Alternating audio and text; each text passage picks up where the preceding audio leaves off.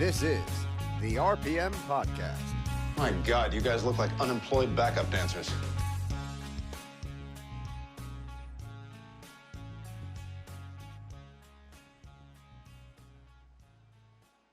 And here we are. Josh, did it shut off? I lost it over here. Yeah.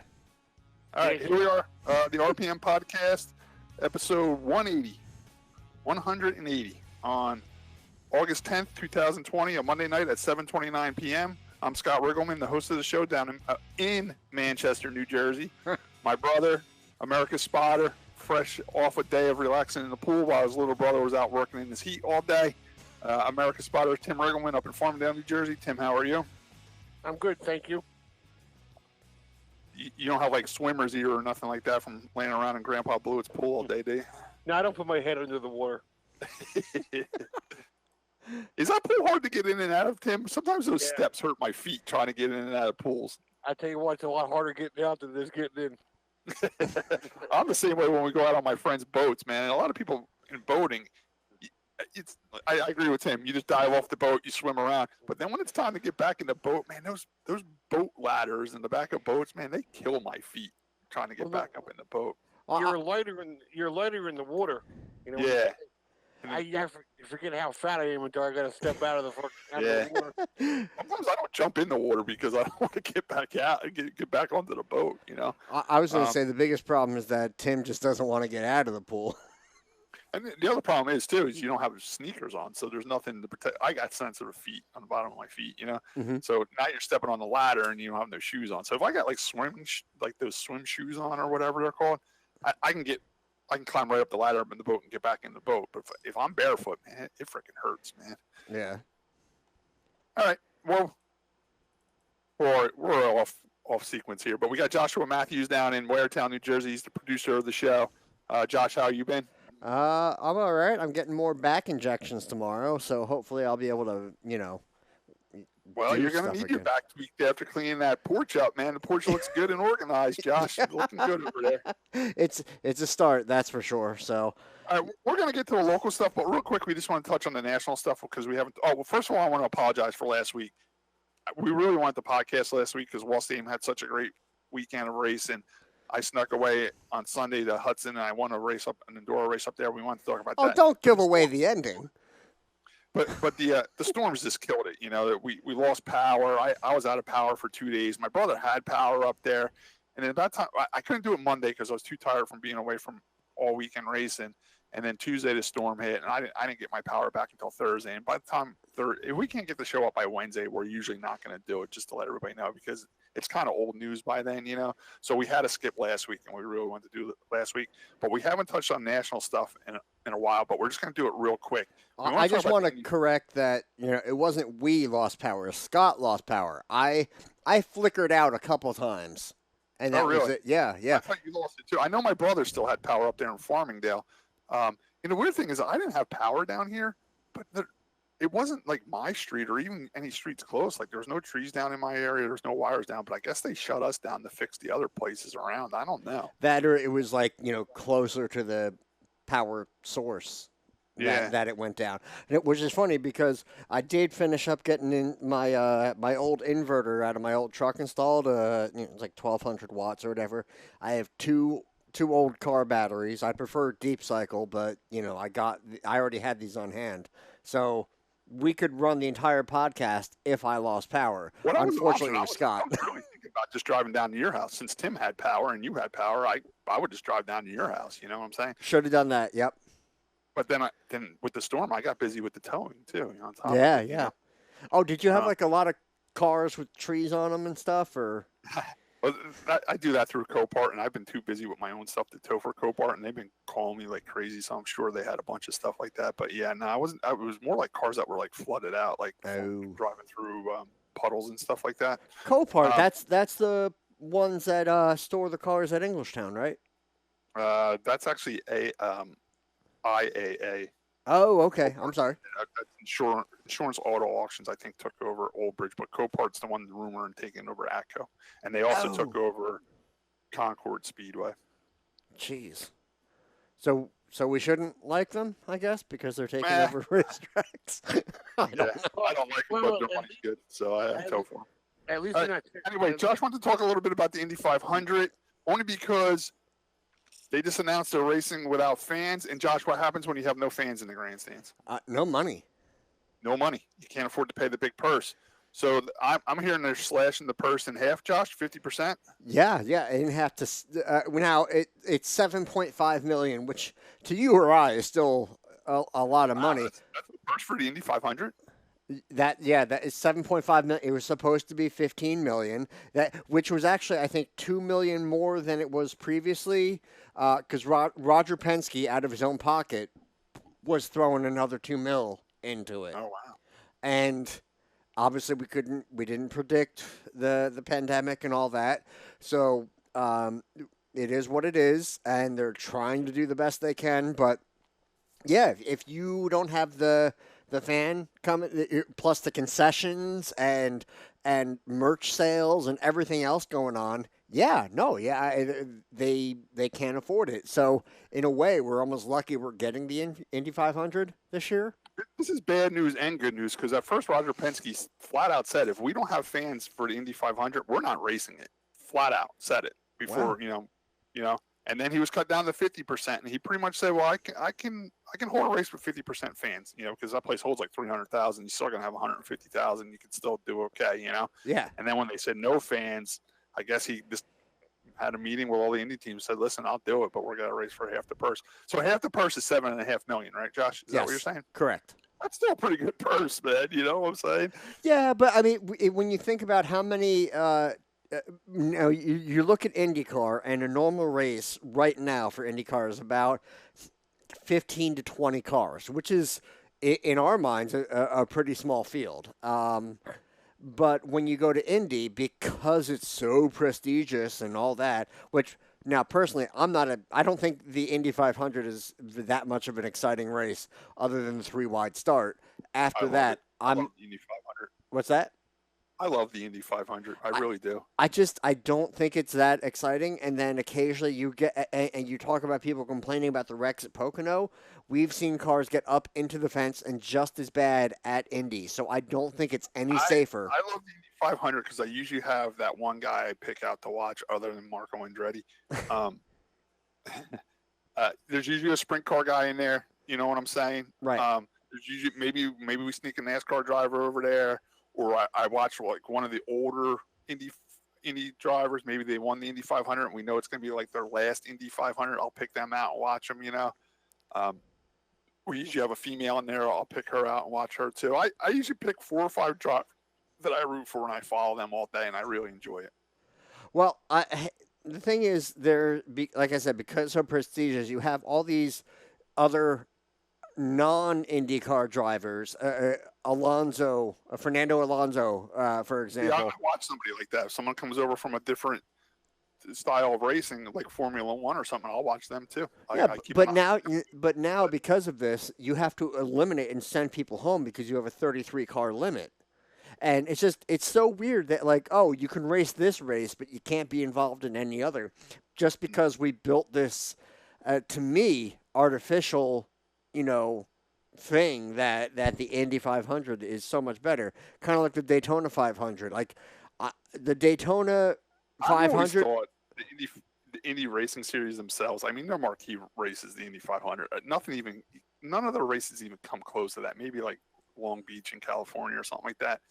But it's almost like they should have a 10-race schedule up to the Indy 500 and call it like the Road to Indy, like their whole tour. Because once the Indy 500 is over, a lot of people check out from the Indy series. It's just weird to me. I think that it's a little, like I said, I am more than happy to watch the 2 races at Talladega and both races at Daytona. And I don't think that the second race of the year at Daytona is really any better or worse, rather, than the Daytona 500. So putting all this, like the balloons, as Brendan would say, and all that garbage, I See, I just like that. I just love the Indy 500. I love all the hype, all the traditions. I'm into that. I know you don't like the balloons and stuff. I like that they bring what do they bring, like the green flag in on like a silver platter or something like that. Don't they do something crazy like that? Like they bring I the wouldn't. flags in. I don't know, but I wouldn't be surprised. But Yeah, I they don't have think all that sorts of it's crazy traditions. I mean, we lost Jim Neighbors. He used to sing, my home right. in Indy. That's a tradition I look forward to. I enjoy that whole day. All their stupid little traditions. I enjoy the drinking of the milk in Victory Lane. I enjoy every single one of the I'm traditions. fine with the milk, but I think any race at Indy, even the road course, Josh, you you're gonna end have up to with look that up milk. when we get a chance. You don't do it right now, but I'm pretty sure they bring either the checker flag in The or the milk. green flag in, I or think like in I a thought it was. limousine on a silver platter or something crazy like that. I I'm thought it sure was there's the somebody milk. listening, like that guy Walter that listens to us. He's probably like, "Oh no, they do this," but they do something crazy like that, and they deliver it with like white gloves on their hands and stuff like that. I believe that. Tim, what were you saying? I think that's the milk. Are they bring the milk in that way? Yeah, I thought so. Yeah, I It thought there could was be. something they did with the flags too. It could be both. Yeah. Oh, great! Now I gotta search. Indy 500 silver platter. All right. We just want to touch base on there. There is going to be an Indy 500. Unfortunately, they're racing for half the purse, which, as me as a fan, I don't care. I don't see any of the purse anyway. I just want to see the race. Unfortunately, they're not going to have people in the grandstand, so they might not have the balloons, but all that stuff, because there's nobody there to see them. But we're watching on TV. Maybe they will show them. Josh, this whole year is a throwaway anyway. So whatever we get, and let's just be happy with it. If I'm not at a racetrack somewhere, I'm gonna tune in and watch it. I love the Indy 500. It's one of my favorite races of the year. So we're gonna move on from the Indy 500, unless Josh finds out how they deliver the flags there. If I find that, I'll let you know. They might even bring it in a helicopter or something. I know there's something they do with the flags. I have a clip somewhere. I'll have to go back through our archives of Eric Graham singing "Back Home in Indiana." And the Cup Series did something kind of cool this week. They kind of stole something away from the short track racing that's been real successful. It's pretty much started at Bowman Gray. It got popular, during that Madhouse stuff on TV.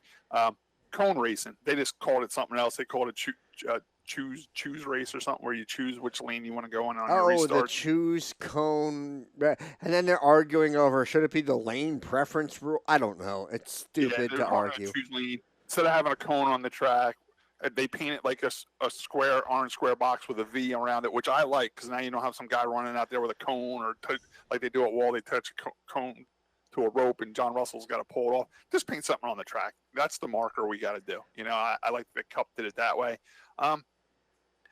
I did watch the whole Cup race, and I didn't really notice it from watching it, but they were pretty hyped about talking about it. I like the idea. Nancy pointed out one thing to me too. It kind of helps the restarts too at the short track level, because now you're not trying to line the cars up. The cars are lining themselves up. You know what I'm saying? That it does speed it up in that aspect. I'm just worried that by doing it because I think if you do it all the time, like they're planning on doing outside of the super speedways and the road courses, this rule will apply. But are they going to kill the thrill of it by, doing it so much?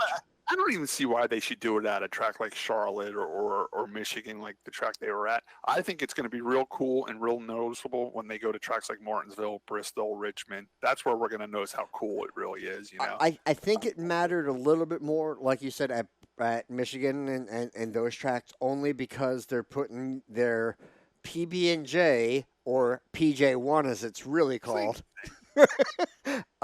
down to increase the grip on the outside and stuff. So that can change what the preferred lane is.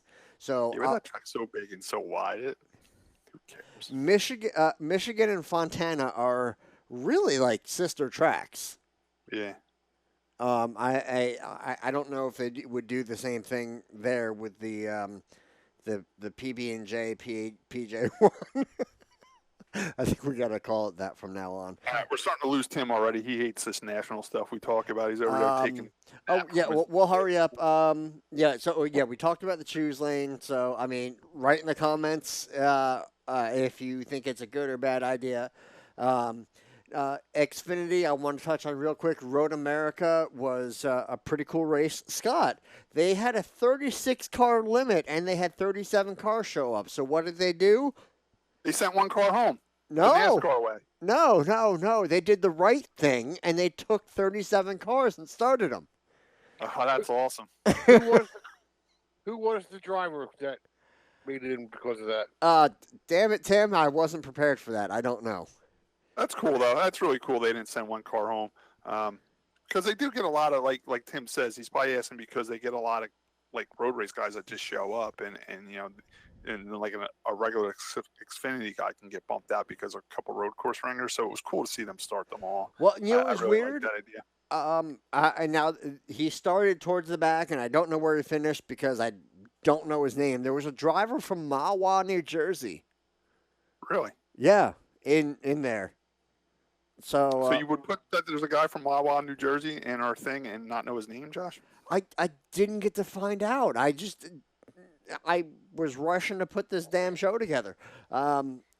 Tim, just for the record, Mawa, New Jersey. If you guys want to talk on what's that show you got? The other show you guys have, like Conspiracy Corner. You want to talk about the UFOs over Wanakue Reservoir? Is that what you're getting at? Yeah, wherever you guys do that Crazy Guys Corner or whatever it's called. Mawa, isn't that where the Jackson Whites are up that way, Tim? Up on that mountain up there, Mawa up that way. I guess that one. I don't know exactly where the main people were from, but yeah, they were from there. They said there was a lot of them in the woods at Essex Road too. Oh, down this way too. Dude, it was Joe Graff Jr. Jesus Christ. Oh, come on, Josh. I'm so, dude, Lisa, my wife pointed it out. I was doing something else. I was coming out of the bathroom or something. She's like, "Driver from Mawa." Sorry. Where did he finish? He's been racing in the series for 3 years now. Now we just mentioned he's from Mawa. Where did he finish? I don't have the NASCAR results pulled up because I'm a bad producer today.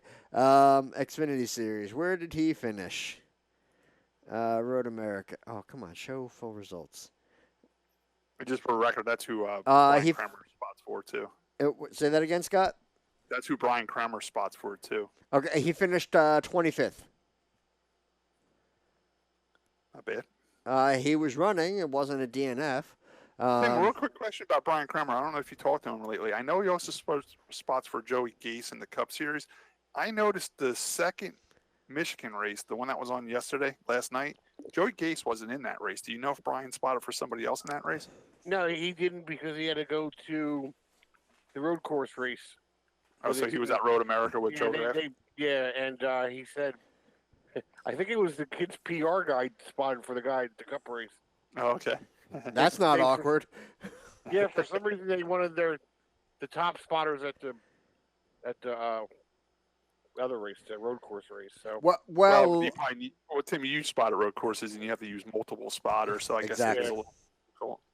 So they need more spotters at the road course than they do at like a track like Michigan when there's no action whatsoever. And I know we want to get off the national stuff, but there's a few more things we want to touch on. Scott, there were some weird pit rules. I don't know if you got to.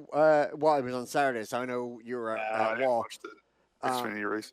Tim, I don't know if you got to watch the Xfinity race at all, but they had some weird pit rules where if you were pitting under green or even yellow, you could only do fuel or tires, not both. Yeah, I did see that. And then the other thing was you had to be on pit lane a minimum of 60 seconds and no longer than 80 seconds. I didn't catch that. There again, that's probably a cost-saving thing.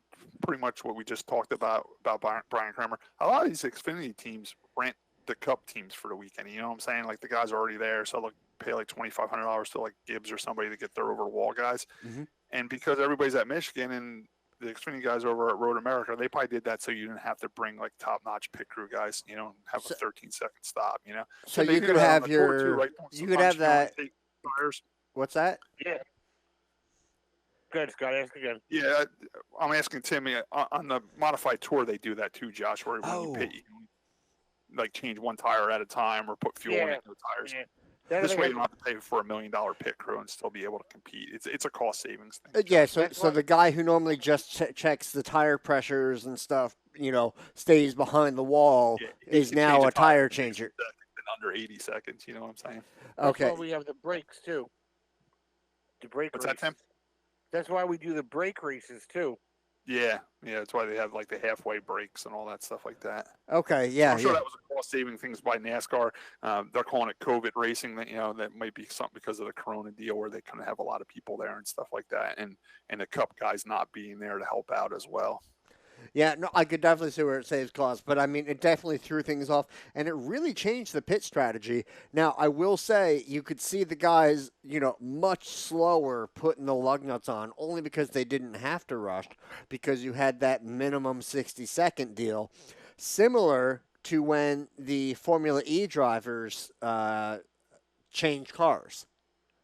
Because they want to make sure that they are. Everybody's got their safety stuff in. Yeah. So you're going to be there for 60 seconds anyway. Take your time and do it right. You know what I'm saying? Yes, 100%. So I actually, Eric Brennan will hate me for it, and I'm sure a lot of other people will.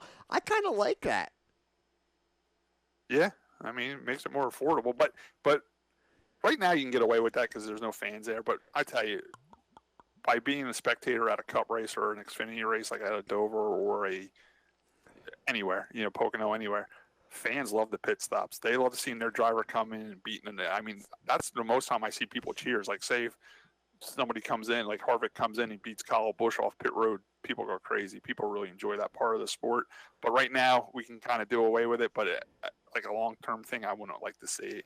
Michael Waltrip's been fighting for that for a while, for cost-saving things for car owners, because he said when he owned his team, one of the big expenses other than engines was pit crew members, and he wanted controlled pit stops to cut the cost and save team owners money. No, I completely understand. It might have been a trial run, Josh. I'm sure they're thinking about it, but it's going to take another exciting part away from racing, which I don't want to see.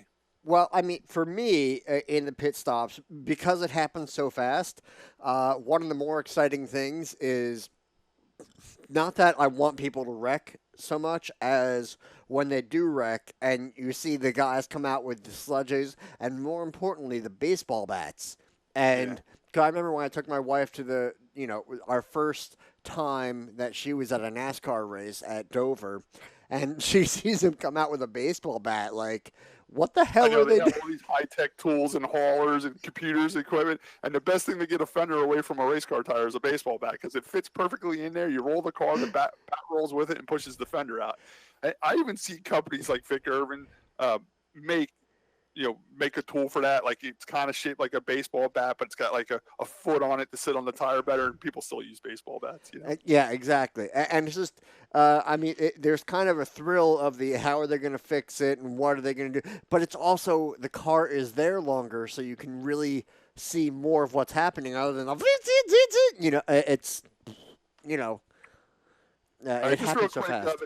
Dean Smith won the truck race, and he passed right there at the end, which was pretty cool. Josh just went to plug Natalie Deckler. She has a new podcast out. Josh, what's that called?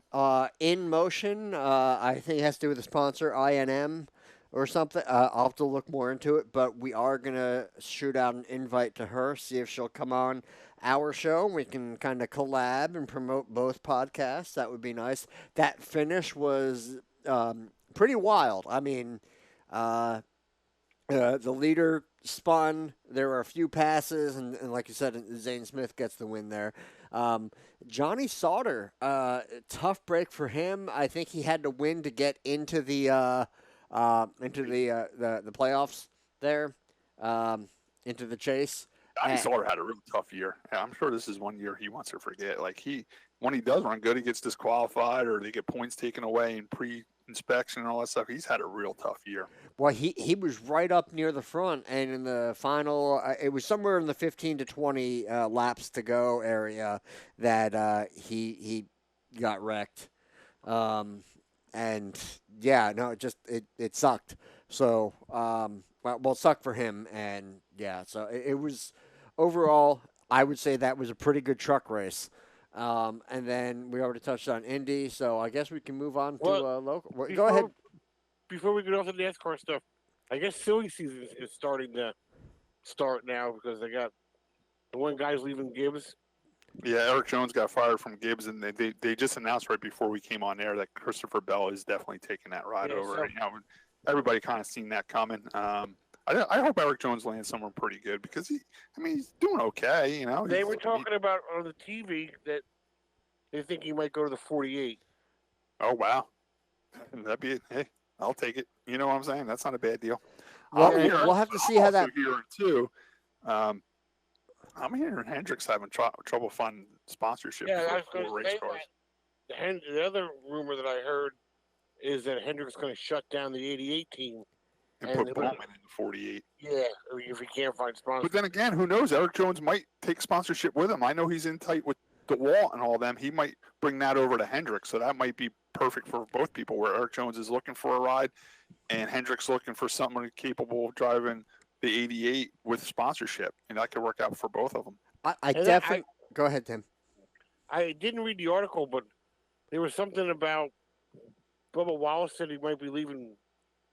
He says he's got two offers on the table. He said he has, of course, the Richard Petty deal, and he's offered the 42 car, and it really comes down to what McDonald's wants to do. Supposedly McDonald's wants to sponsor him big time next year, and he kind of wants to bring it over to the 43, but if he has to stay with if the McDonald's deal has to stay with Chip Ganassi, he'll go over to the 42 car. That would be. And that'll leave the 43 open for somebody like an Eric Jones too, you know? Well, I don't see Eric Jones being unemployed for long. I think he's shown and proven himself.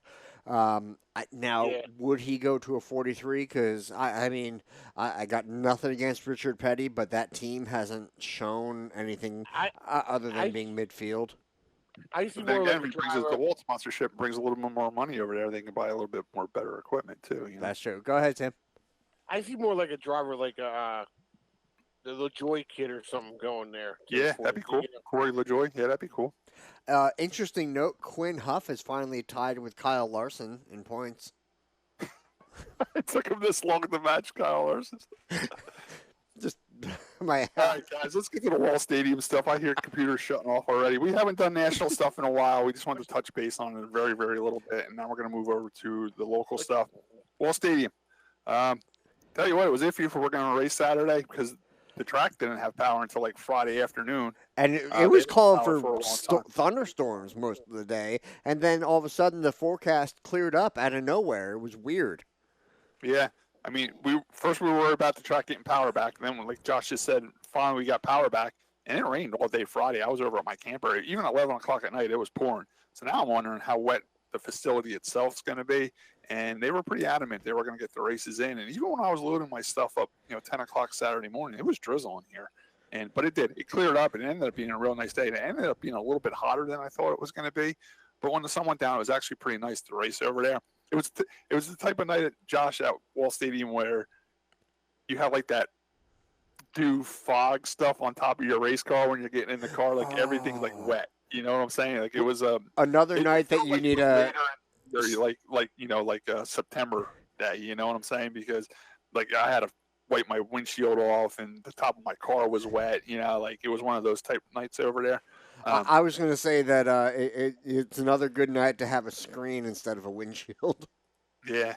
But I want to give credit to the staff at Wall Stadium because they could have easily pulled the plug and said, listen, we didn't have power all week. We didn't order food. We didn't do this. We're not ready to race. You know what I'm saying? But they did. They were running the refrigerators on generators. I was told they still got their, weekly food order and all that stuff. They took a gamble and said, yeah, we're racing this weekend. They were ready for it because it was really iffy until about noon. It cleared up pretty good to know where we were going to race that night. So thanks to the Wall Stadium staff for holding out and not canceling us and getting the races in. And it was another early night, right, Tim? It went pretty quick. It went pretty smooth, and we were done by 9:30, quarter to 10. I was home by quarter to 10, yeah. Yeah. They did have a couple divisions off. I just wanted to make note of that. The 4-cylinders weren't there, and the late models weren't there, but the TQ midgets were there. It was a pretty special night for the TQ midgets. They did a JJ Lane Memorial race, which was very touching. Tim, did you happen? They gave out regular trophies for that race, but I did see a couple plaques to remember JJ by. Did you see those plaques? They were pretty cool looking. I didn't get to see them up close. No. Josh, they had plaques made and they had a camera on them. Oh, that's really cool. That's yeah, perfect. like the style of camera he used, like the big camera with a lens on it and everything, like a long lens on it. Like probably an older camera they had laying around, maybe picked up at a Yeah. yard sale. But it was cool. They had plaques made up with cameras on them. First, I guess the winner got them, or second, third got them. I'm not sure who exactly got them. But I just saw the plaques in Victory Lane over there, and I thought they were pretty cool that they had a camera on them. Just so people know, John Lane passed away over the winter. He was the track photographer at Wall Stadium, so it was pretty cool. He passed away at a young age too. He was in his 30s, Yeah. So they had a memorial race for him. Another touching thing about the race was his brother Tommy Lane was in the race. He drove Anthony Payne's second car, and he told me it's been a while since he was in a race car, and he finished 10th. That was pretty good. There was about 17 or 18 cars there, and he was able to finish 10th. And after the race over, it was a very touching moment. He did a victory lap around the track, holding the checker flag in memory of his brother. His father Ace was there. It was a good night for Lanes, and I just want to thank the TQ Midget Club for remembering John. No, they were good. I want to give the results. I'm not seeing them at the moment, unfortunately. I had, where did it go? I had the Jeff Gravat's thing with all the results pulled up, but it looks like he kind of shorted us on the. He has the modifieds, factory stock, sportsman, and legends, but I don't see anything about the TQ results on here. So I'll see if I can look that up, and when I get it, I'll let you guys know, because I know the TQs are awesome, and they've helped us out, and we want to promote them because. Another quick thing while you're looking for the results, Josh, if you're still looking, I just want to say happy birthday to Brianna Page. She also races quarter midget TQ midgets, and it was her birthday weekend, and she raced on her birthday, and they had their trailer all set up with balloons, and they had cake and all that stuff. So it was pretty cool to see them celebrating her birthday at the racetrack while she races. I'm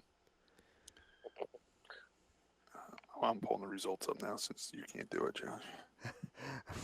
Well, it's not on their. It's not on the ATQMRA site. It's not on the Jeff Gravat post. If you can go to Speed Hive, that would be helpful. Yeah, it's not that important. All right, it was a good night for the quarter midgets. They're cool cars. Buddy Slode won in the 36 car, and he did a victory lap with a JJ Lane flag. They made a big flag. He did a victory lane lap around with that. So that was pretty cool. Was Ronnie running? No, Ronnie still got the broken hand. Oh, that's right. What about Cole? You know what? I don't know if he was there or not. I'm so busy with my own stuff when I'm there, No, I understand. Tim, this is your job. Yeah, I don't pay no attention to the TQ race. Bad, Tim. Bad. But no. I did not hear.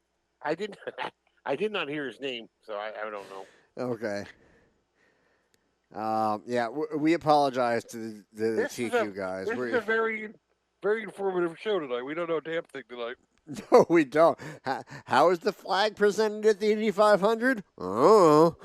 I do know. I have the race results. Don't you guys worry. Where did you find them? Where did you find them, Scott? I need to know on the official ATQ MRA site. You say that. The last I see is Sutton earns first career Turkey Derby victory. No. Buddy Slode won the race. Finished, second was Joey Bailey in the Lenny Boyd's car, the 1B car. The number 51 was third, Ryan Timman. Number 4 was Kyle Taraska in the 22. Fifth was Jeff Cott. Jeff Cott won the last race they had, too. Oh, I see where you found it. I'm friends with Jeff Cott. I raced arch trucks with Jeff for many years. It was great to see him finally get a win. Happy for him. Anthony Payne, which is Joey Payne's son, was 6th in the number 12 car. 7th was Tim Proctor. 8th was Mark Yoder. 9 was Paul Duccio. Dorico? Dorico. 10th was Tommy Lane. That was pretty cool. Yeah. And the birthday of Brianna Page was 11th. Mike Glasser was 12th. Bill Force Jr. was 13th. Avery Storer was 14th, Jeffrey Sutton was 15th, and Bobby Watkins was 16th. So they had 16 cars. That's pretty cool. Yeah. The interesting thing of that is the second and third place drivers, they switched teams over the winner, I guess. Ryan Timmon and Joey Bailey. Yeah. So wait, does that mean Joe? Yeah, wow, Joey Bailey's driving the 1B. Driving Yeah, for Lenny Lenny Boyd's Boyd car. now. And the other kid was driving. The 51. Yeah. Do you think that this is a good joke? I'll ask Joey Payne next time I see him. He knows all about the midgets. Do you think that 51 car is the same 51 car that Tony Siscone used to drive? There is definitely one car out there that they keep, every time they announce it, they say it's like 32 years old. I'm not saying the same exact car. I'm just saying I wonder if that's the same team. Josh, back in the day when we were kids, when the TQ midgets would show up, there was a couple modified drivers that would drive them. Tony Siscone was one, and Ray Evernham was another one. And Tony Siscone used to drive a number 51. I'm just wondering if that's the same car or not. Tomato used to drive a 46, I think. Oh, Tomato used to drive one too? Yeah. That's cool. All right, guys. So, we finally touched base on the ATQRMA. I just want to say happy birthday to Brianna Page again. It was good to see her out racing. She's doing the whole series this year, which is pretty cool. She went away to college. She got her degree. Now she's in the real world making some money. So she's back racing. The best part about it. What's that? The funniest part about that is with the modified tour being off as much as it is, now Timmy Salamito's becoming the racing girlfriend. He has to go watch her race now. He's very supportive. They weren't pitted far from me, and Timmy was working very hard on the car and helping Brianna, and he was very supportive. And I like Timmy. He's a good guy. I just know him through you, Tim, and I know him through he's been on the podcast with it. He always comes over and makes sure he says hi to me and Nancy. He's like he's one of the very nice guys in the pits, and he's always very talkative. And I see how he gets sponsors and rides because he's so he's just so happy to be at a racetrack. You know what I'm saying? And he's always smiling. He's always saying hi. He's a great guy. And him and Brianna have been dating for a while. And Tim's right. Timmy Salamito was the racing girlfriend. This time Brianna was racing. So yeah, he was there to support his girlfriend Brianna. Which was surprising because Riverhead raced. I'm surprised he didn't drive anything over at Riverhead. Yeah. Who knows? All right, Josh. Moving on to the next division up was it the Sportsman, Tim? I believe so. Yeah. Yep. Okay, got the light on. We're good. Jeff Lane is very mad at you, Josh. Last year was Brian Sisko used to yell at me, tell your buddy Josh to leave the Sportsman alone. Well, the Siskos don't race in the Sportsman division, so Brian Sisko doesn't care that you make fun of Sportsman. Jeff Lane, on the other hand, sees me. He's like, tell Josh to leave my Sportsman division alone because every division wrecks here. The Sportsman did race. Whoa, hang on. They may all wreck, but they don't all take the guardrail down all the damn time, especially the first race back. Those crate motors and those modifieds make just enough torque to knock that fence down, Josh. Perfect combination. I blame the drivers too. No, it was actually a good race. I know Neil Rutt got caught up in a little bit of a tangle, which was a shame. It seems like the car underneath him came up and got him in the fence a little bit. Mm-hmm. And that was a scary moment because he spun down the track. And when he spun down the track, he hooked the guy that kind of ran him up in the fence and sent him, it looked like one of those wrecks where he's going to hit right after the flag stand, Josh, and really hit hard. Right. And he was able to slow it down enough so it wasn't that bad, So that was a scary wreck. I thought that was going to be a bad one, and it turned out not to be as bad as I thought it was going to be. In a way, I call that getting even. I don't know if he did it on purpose or not. It wasn't on purpose, I'm sure, but... Yeah, but you know what it is when you hit the wall, and now you jerk the wheel to the left, and you come off the wall, and he caught the guy that kind of, that ran him up there. Yeah, no, I got you. Tim, did you spot for anybody in the Sportsman race? No, I did not. Anything you want to add to the Sportsman race, Tim? I know Eric Lane had a little bit of a tough race. He got bent up in the first accident a little bit, which was a shame because Eric was leading the points, and he kind of had a bad night. I think he finished 7th or something. 6th. So I think he lost a point lead over that deal. I thought it was a good race. I don't actually mind the Sportsman. I like to watch them. I just want to congratulate the winner there, which Di Tommaso won, and Richie Evans Jr. was spotting for him for the first time. So. Oh, really? Yeah, that was Richie. That meant a lot to Richie. So. Oh, that's cool. Tim, what's the vibe in the grandstands when the Sportsmen's come out on the track? They pretty much all act like Josh. As soon as we lose that division, when we were kids, Tim, when we just talked about the TQ midgets. Now they're self-starting. When we were kids, they had to all get push-started by push trucks. And there used to be a lot of them, Tim. Remember? There used to be 30, 35 of them, and they'd start them all. It was like a little Indy 500. And as soon as they would roll out, you'd hear like a sigh in the greens. And people were like, oh, these things. And people would get up and go to the bathroom and go out in the parking lot.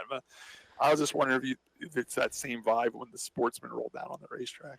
Maybe not so much when they roll down the hill, but it's funny, like when the first yellow comes out, everybody's hands in the grandstands go up, and it's like, here we go again. It's almost like a wave, yeah. Yeah, we expected this. The next race after. Do you want to do the top 10? Yeah, go ahead. You got it, Josh? Yep. So Jarrett D. Giant Tommaso gets the win. He's from Jackson. I just want to throw that in there because Jeff Grant. I just want to say quick congratulations to their father, Charlie, because opening night, he told me it cost him about $6,000 because remember, I was telling you opening night, both sons were running 1-2, and the son that was leading blew his motor and not only wrecked the car in the oil, but his brothers wrecked the car behind him. So that was about a $6,000 opening night for Charlie, and for him to get those cars back together and in winning form is an incredible feat.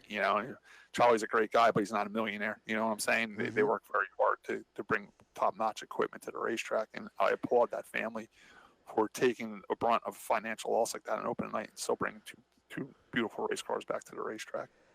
Yeah, no, it's not just the money; it's the effort to go in and replace all those parts and tweak everything back and fix it, and the scaling and the will to keep going. You know what I'm saying? That could be a moment where you said, all right, I bring two cars to the racetrack. They're both wrecked and one doesn't have a motor. This would be a good time to say, all right, we're taking a little bit of a break, especially during a pandemic. You know what I'm saying? Oh, yeah. So, I mean, that family's dedicated to racing. They're a great racing family.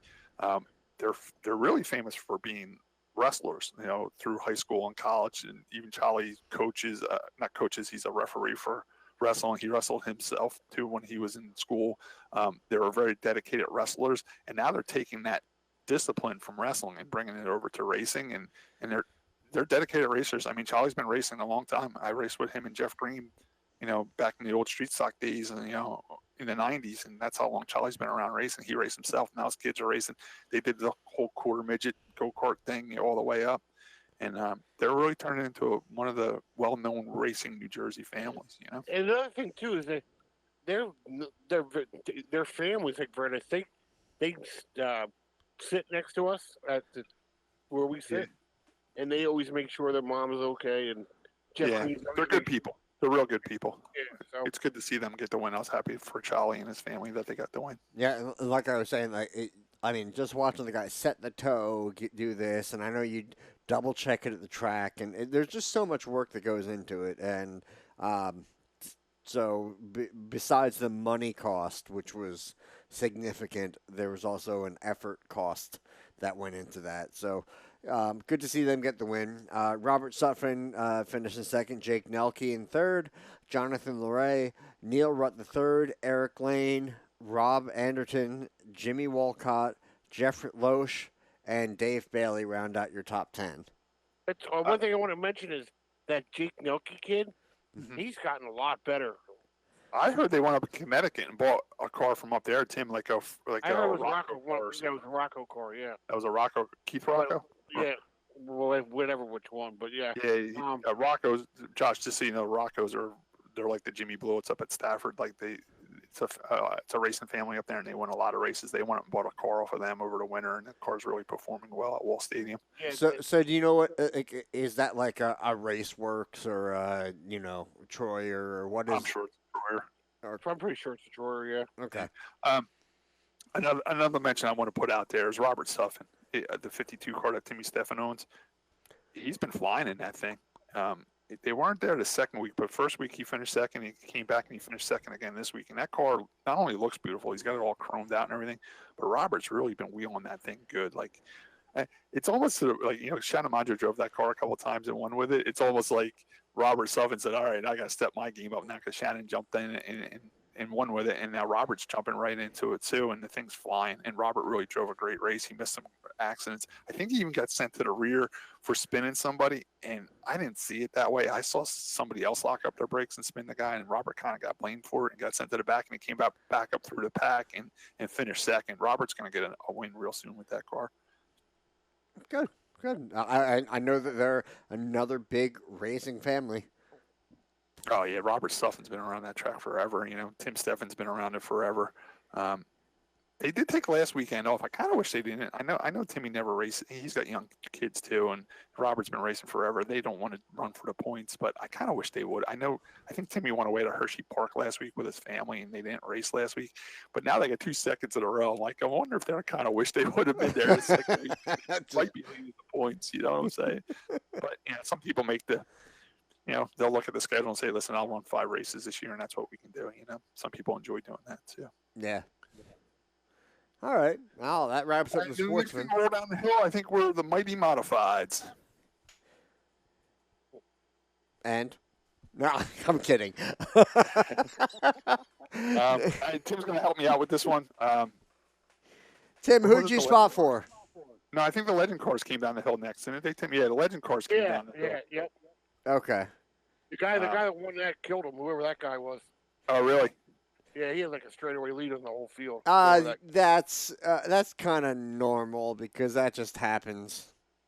Mike Alcaro just kind of shows up here and there and wins. And yeah, I didn't get to watch that race because I wanted to start getting my stuff ready. Josh, if you want to hit us with the top 10 with that. Well, Mike Alcaro from West Milford gets the win. Quinn Trimmer, Peter Bruno, Colin Milroy, Eugene Drew, Brian Gardella, Eric Green, Joe Prisbalinski, Stephen Watziak,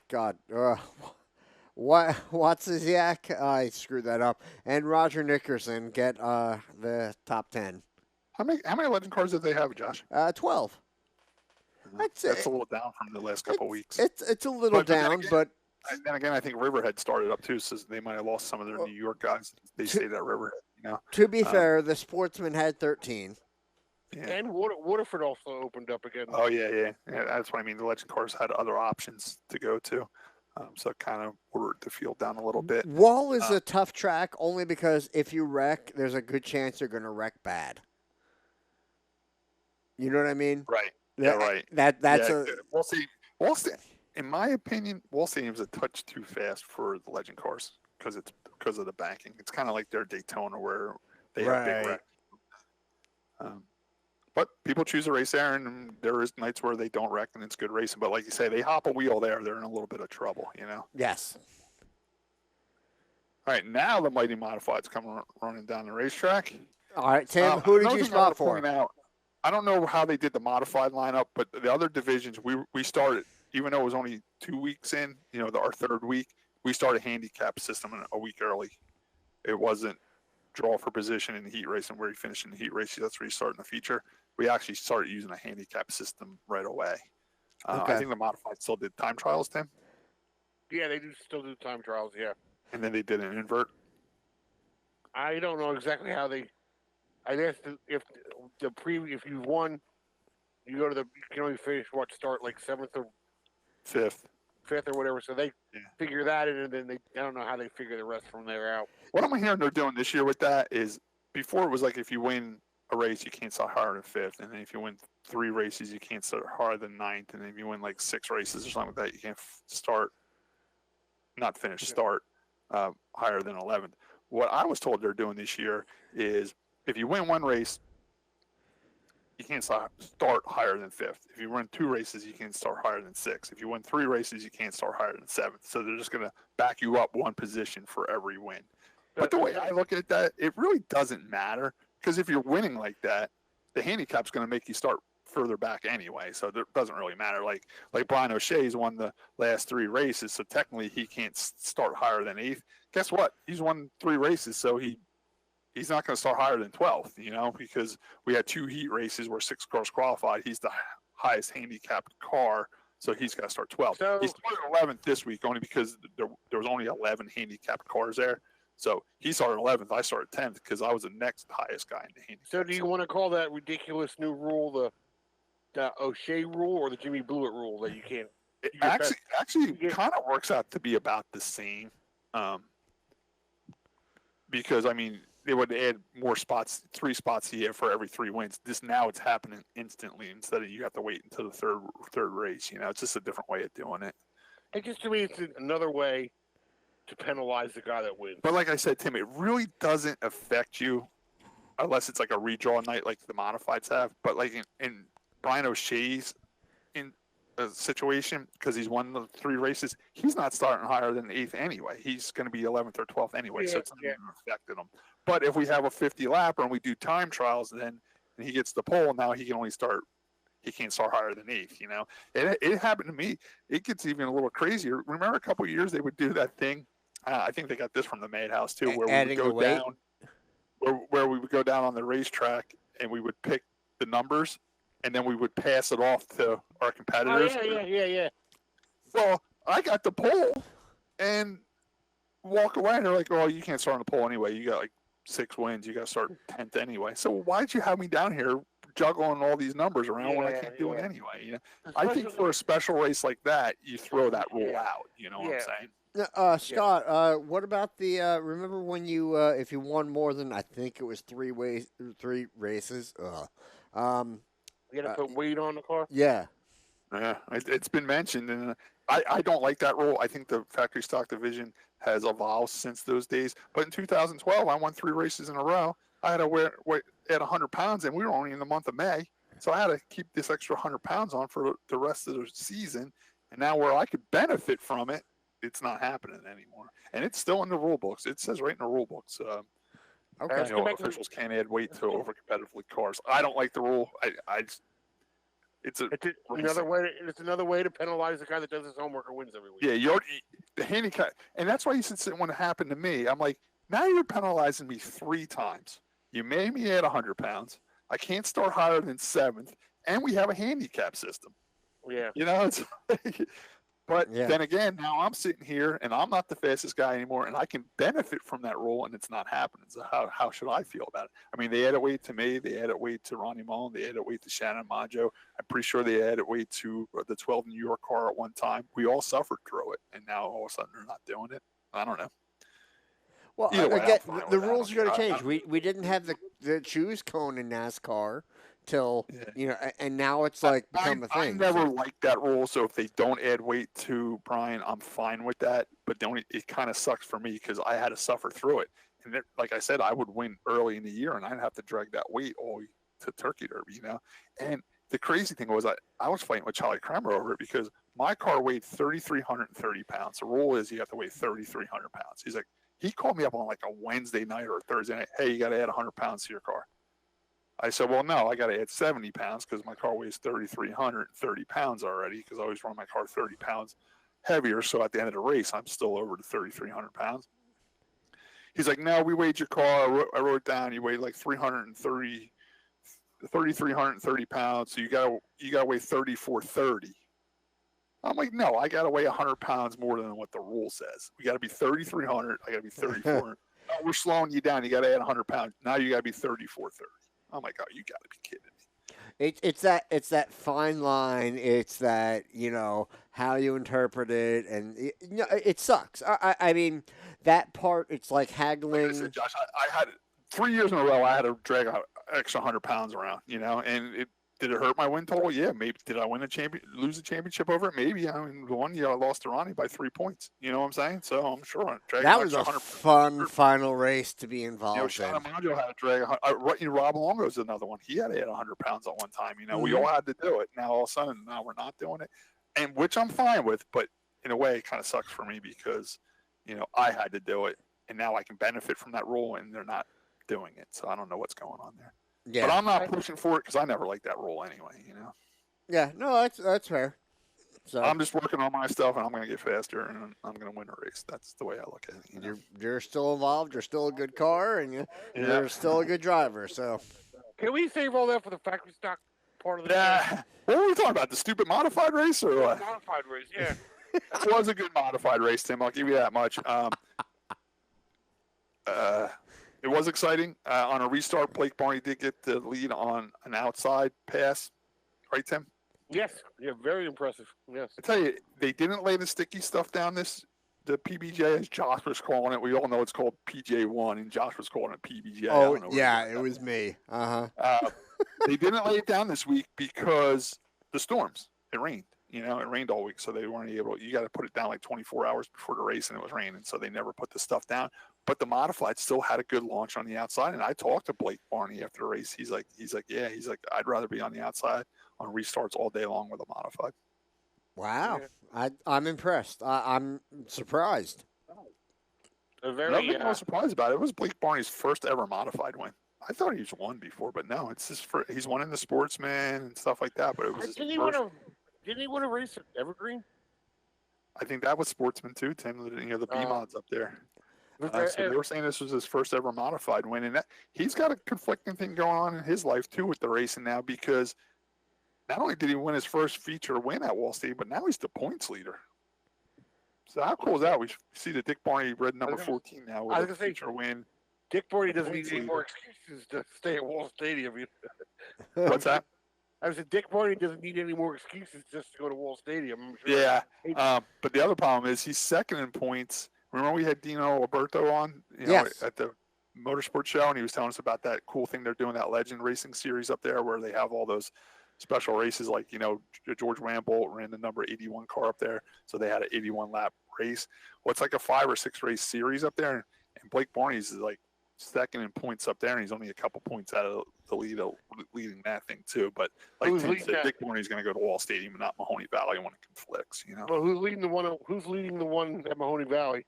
I would have to guess Matt Hirschman. Well, he ain't winning that one, so he might as well.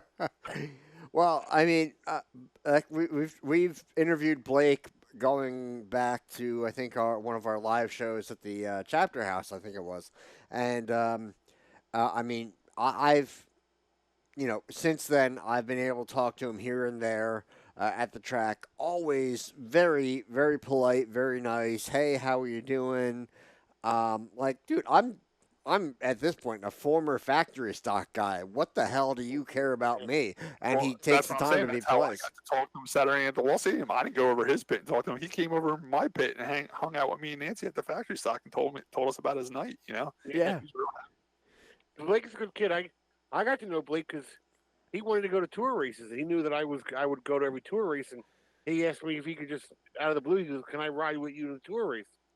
I'm like, "Yeah." So he went to a handful of races with me as my travel partner. I got to know him pretty good. He's a good kid, And Tim, doesn't that remind you of the old days with John Blewett III? He would do that too. He always wanted to go to races. He'd get a ride with anybody. He knew anybody was going to the racetrack. He jumped in with them and went. He just wanted to go to the races that he couldn't get to. When he was a kid. Is that what Scooter does? Scooter's an adult though. Scooter's been to a race. Well, it does the same thing. But anyway, going back to Blake, I mean, he's finished well for quite a while. Even going into the modified tour races, I mean, we've seen him, fine, not win, but still show that he deserves to be there, that he's earned a spot. He's respectful. He finishes well. He's learning. It's great to watch. Honestly, Scott, you talk about like the Indy 500 or any other race where you pick a driver to watch, and because it just makes it more fun to kind of root for somebody, right? Well, to watch Blake at these modified races, whether you want like fans' choice watching on there or something like that, it's really great to see him because, hey, I know that guy. Holy crap, right. He's look what he's doing, and I mean, I can't help but root for him. And like I said, he's so polite. He's friendly. I mean, I think he's a little shy. And I can be too, except, I'm talking to a computer screen right now. So that's why I don't care. He's also at the racetrack, and he's getting ready to get into a very powerful modified. So I'm sure he's focused at the racetrack too. So that comes over as shyness too, Yeah. But some people say I'm shy at the racetrack. I'm not shy. I'm just in the zone, and I'm trying to get 2 race cars ready to compete. You know what I'm saying? Scott is for everyone listening. Scott is an interesting person when you're at the racetrack. He he will be polite and say hi to you and talk to you for a second, but then all of a sudden it ends. The conversation As soon as you just turn ends. your head, I'm walking away. As soon as we lose eye contact, I'm exit stage left and headed towards the race car.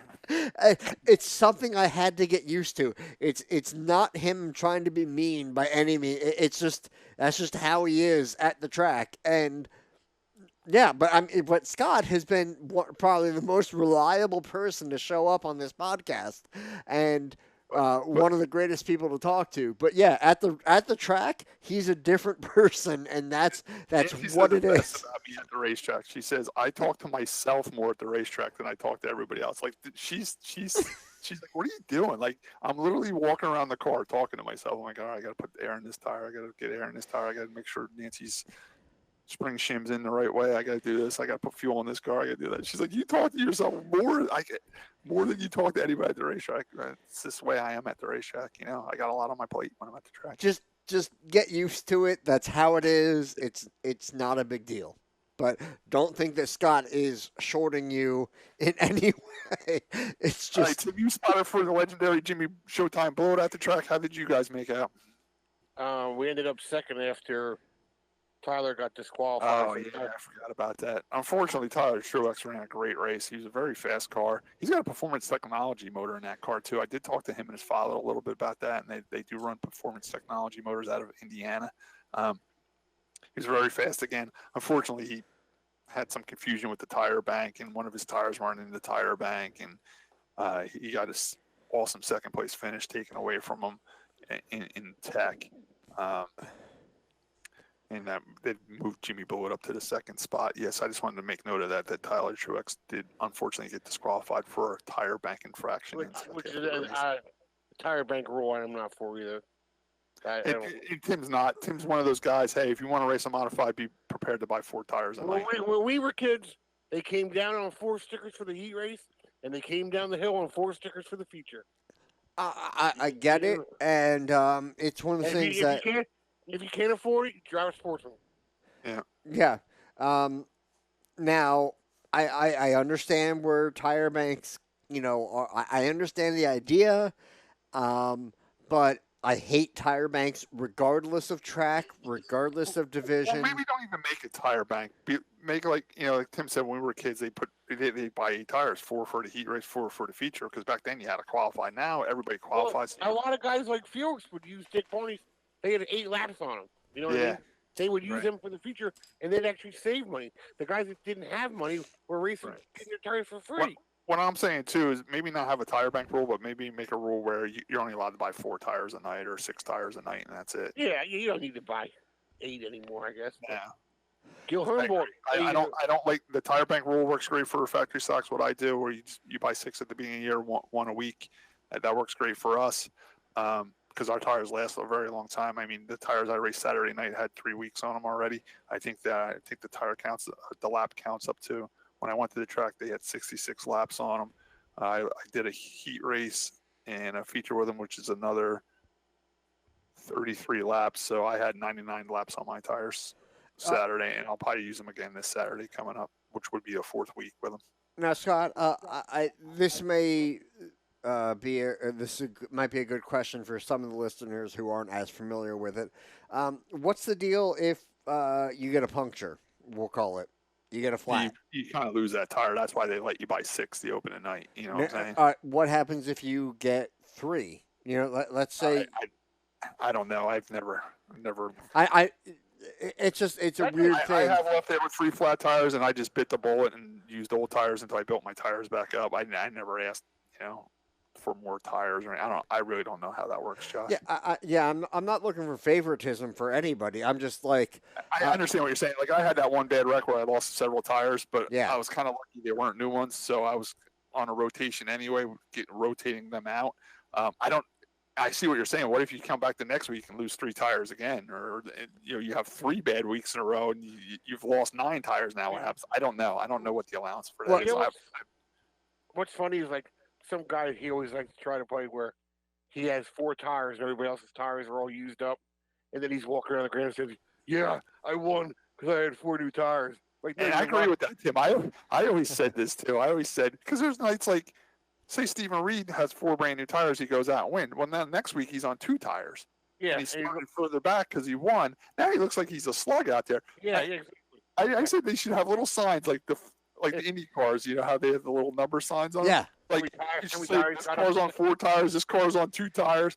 And that's one thing I miss about Eric Brennan. He used to try to keep track of that when he was the announcer, to keep the fans informed. All right, Steven's on a tire bank and he's only on 2 tires. He used his 4 up last week. You know what I'm saying? And like Tim says, you can get a guy that's never won a race, but he has 4 brand new tires in his tire bank and he's starting on the pole. Yeah, he's going to be faster now, and it kind of ruins modified racing. And where Tim says if you're in a modified, you should be able to buy tires. Yeah, and that's what the Truexers were saying to me. They're like, it's the modified division. You should be able to buy the tires, you know? My fear is if you have the luck the of elite division at the racetrack, there shouldn't be a restriction. Oh, I was thinking more in the factory stock end. If you're like a Dave Sportsman, Green, have a tire bank, like Tim says. If you can't afford tires for a modified, you race the Sportsman division where there's a tire bank. The factory stock. I even said because it was a shortened season and the season's crazy anyway, and we're only racing 10 times, you should be able to afford to put tires in your car for 10 races when we're used to racing the 25 race schedule. Yeah. So I kind of wish they kind of threw the tire bank out altogether this year just because of the shortened season. No, that's one thing to be talked about. But going with if you have a tire bank, if you're a Dave Green or Tim Majak, where for whatever reason God strikes down and your car gets demolished week after week, bad luck in the wrong spot, and like you said, you get into a bad wreck and you lose those tires just because just because of that wreck. I don't know. Do they give you any leeway? I'm sure there's got to be some type of allowance for that. Maybe when I see Tim at the racetrack, I'll ask him what happened to him that year. He's in those couple bad wrecks that they let him catch up on tires. I'm not sure. Yeah. I've never been in that situation. And the one time I had some decent tires. And to tell you the truth, as long as they're around 100 laps or less, my tires are fine. My car really runs good on old tires. My car handles to the point where it doesn't chew tires up a lot. So I don't know. In our division, I mean, yeah, when you put 4 brand new tires on, don't get me wrong, it feels awesome. But your lap times aren't that much better. It's just the car is more drivable. You know, you're not sliding around at all or nothing like that. You know. Okay, that's fair. All right, so let's get back to the modifieds. We talked about it. Tim was spotting for Jimmy. Now we talked about Blake. We tried to get him on tonight. It didn't work out perfectly, but we would love to interview him again at some point in the future. But huge congratulations to him. He's worked for it. He deserves it. He earned it. And like Tim even said, very impressive pass on the outside, got the lead and was able to hold on and take the win. So congratulations to Blake, well deserved. And hopefully we see more of that going forward. Hit us with the top 10, Josh. Absolutely. Jimmy Blewett finished in second. Stephen Reed in a strong third. Tom Fattaruzzo. Eddie McCarthy, Ron Freese, Derek Hopkinson, Joey Merlino, Andrew Krause, and Tommy Martino round out your top 10.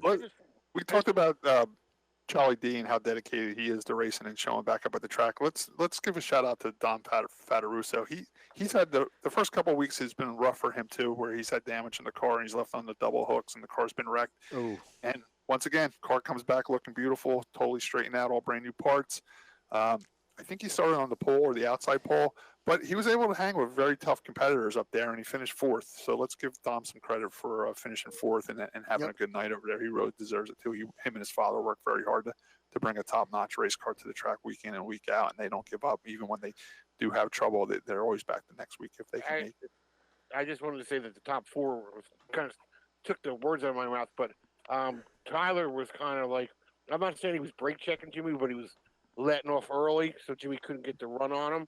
Mm-hmm. And Jimmy didn't really. I thought, I'll be honest. I thought after like the 5th lap, Jimmy was going to take him out. Jimmy was going to have enough of it. Yeah. Jimmy never did. And my point being is that Stephen Reed was right behind Jimmy, and he very well could have cleaned Jimmy out because Jimmy wasn't going anywhere. And they all ran very clean. And then after they took the checkered, Stephen blew by Jimmy, and I'm like, Jimmy Steven's coming for you for some reason, and he went right around Jimmy and then pushed Tyler up into the fence and going. Oh, really? So I don't know what that was about. I guess maybe he was mad that Tyler was doing that to Jimmy. Yeah, maybe because it was a chain reaction thing. Or less, unless because it was, even though Jimmy was directly behind Tyler, Yeah. Steve was behind Jimmy and screwed him up. unless something happened in the race that I didn't see, but I don't know. Yeah, good point, Tim. All right, guys. Now we move on to the ever popular factory stock division. We only had one caution, so we're 3 weeks in, and the factory stocks have only had one caution, and it was for a minor spin.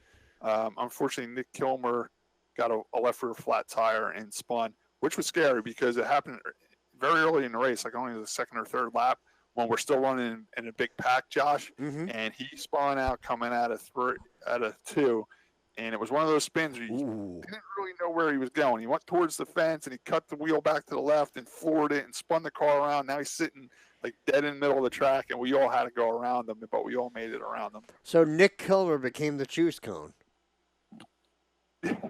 Basically. But the yellow did come out for that, and we got lined back up and went back racing without a yellow flag again.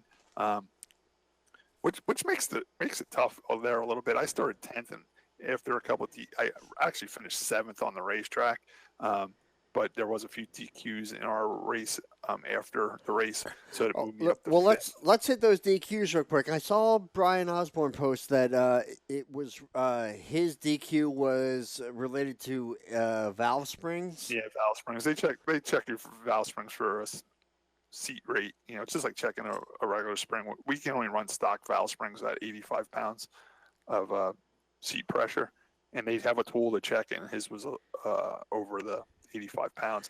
And tell you the truth, we should all have the 85-pound springs because that's what the rule says. And if you want the part number, it's the Manley part number 88409s. They're the 85-pound ones. The Manley 88410s are the 125-pound seat ones that we're not allowed to run. When I first started racing this division in 2012, I had the 410s on there. It's 125-pound spring rule, and they started checking them, and they're like, "You got to put stock ones on." I put the stock ones on, and it didn't make a difference because we don't have enough cam for it to make a difference. Okay. And actually, I think with the lighter springs, I think I actually went a little bit faster because they're not slowing that cam down. You know what I'm saying? So it sucks. Brian Osborne got DQ'd over valve springs, but a rule's a rule, and he got caught with the wrong valve springs. A little advice I want to give the Osborne: just put the right ones on and come back. You're not even gonna. I didn't lose RPM, engine response, nothing when I changed my valve springs. If somebody would have changed the valve springs for me, and I didn't know it, and I went back out on the racetrack, I wouldn't even notice. Right. It really doesn't do anything for us. But here's the reason why the track doesn't want us to be able to run the 125-pound springs is because now you could try to sneak a bigger cam in. Now when we run the stock springs, you try to run a bigger cam, and it's not going to be as effective because we have the soft valve springs. So it's just a rule they have so you don't try to cheat more. You know what I'm saying? Like, you're stuck with valve springs. They can check the valve springs. So you're killing Peter, so he can't pay Paul. Yeah, and the only other advantage of having 125-pound valve springs over the 85-pound ones, I'm not sure what Brian had. I don't know what his rated, but I just know that they make 85-pound ones and then 125-pound ones. The only other advantage you can have by running the heavier valve springs, all of it's a spring, so it's going to lose tension sooner or later. So now if you have the 125-pound springs and you lose 10, now you're down to 115. If you have the 85-pound one and you lose 10, now you're down to 75. You know what I'm saying? Like, I usually run half a season and change my valve springs, or I'll run a full season and change my valve springs, just so because they do lose tension. Right. In this way, I know I have the max I'm allowed to have at 85 pounds. Do we know what Kevin Flores was DQ'd? Yeah, I felt bad for Kevin. I really did. He blew a motor early in the year, real early in the year in the heat race in the opening night, and Tim O'Shea was gracious enough to let him borrow a car that night, so he got some points. Kevin did order the 602 motor, a crate motor. He's going with that option that we have this year in the factory stock division. I talked to Kevin quite a bit. The only bad thing about the 602 crate motor, don't get me wrong, even if you have an engine built by an engine builder, you got to wait a couple weeks. It takes a couple weeks to get him. His crate motor is getting here Monday. It's coming. It's probably came today. He probably received it today. So he was able to borrow a motor from somebody. He borrowed an engine. He put it in there, and it ran pretty good. But unfortunately, it didn't have the newer seals on it, where we got to seal the cam now, and they seal the intake with a red seal. He had the old green seal on it, and he didn't have a cam seal on the motor. So the tech officials at Wall Stadium gave him the benefit of the doubt. Technically, they could just disqualify him because you're supposed to have the red seals. They could say, well, you got green seals. You're disqualified. But instead of saying that, I said, listen, we'll just check it now. We'll see what the motor comes up. And then if it passes, it passes. We'll put the red seals on it. Well, they checked the cam, and the cam was too big, so it had too big of a cam. And unfortunately, Kevin, I think he finished second in that race, and unfortunately, Kevin wasn't able to keep that second place finish. Okay. Unfortunately, that Kevin and Osborne, that was a hell of a race they had. Yeah, I could see it from where I was. They were running side by side. It was to the point where they were roughing up each other enough where I was kind of like hanging back a little bit because I was waiting for the big one. You know what I'm saying? And it never happened. They had the grandstands on their feet. I'll give them that. They ran a hell of a race. And but, the O'Shea kid come by, blew by them both. So really. But here's another thing. I just want to go out on a limb here and talk about something.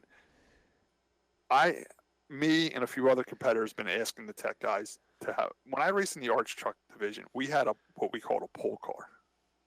Yeah, the top three went to tech, and then we just took a random another car. It could be the 7th place finisher. It could be the 12th place finisher. We bought another random car in to tech. I've been asking for this for a while at Wall Stadium because, Josh, it gets to the point where there's 5 guys that finish in the top 3 every night. Different orders, but it's the same 5 cars that go through tech. Sometimes we got to pull another car in so they get checked. Where I think this might have been Brian Osborne's first time across the scales.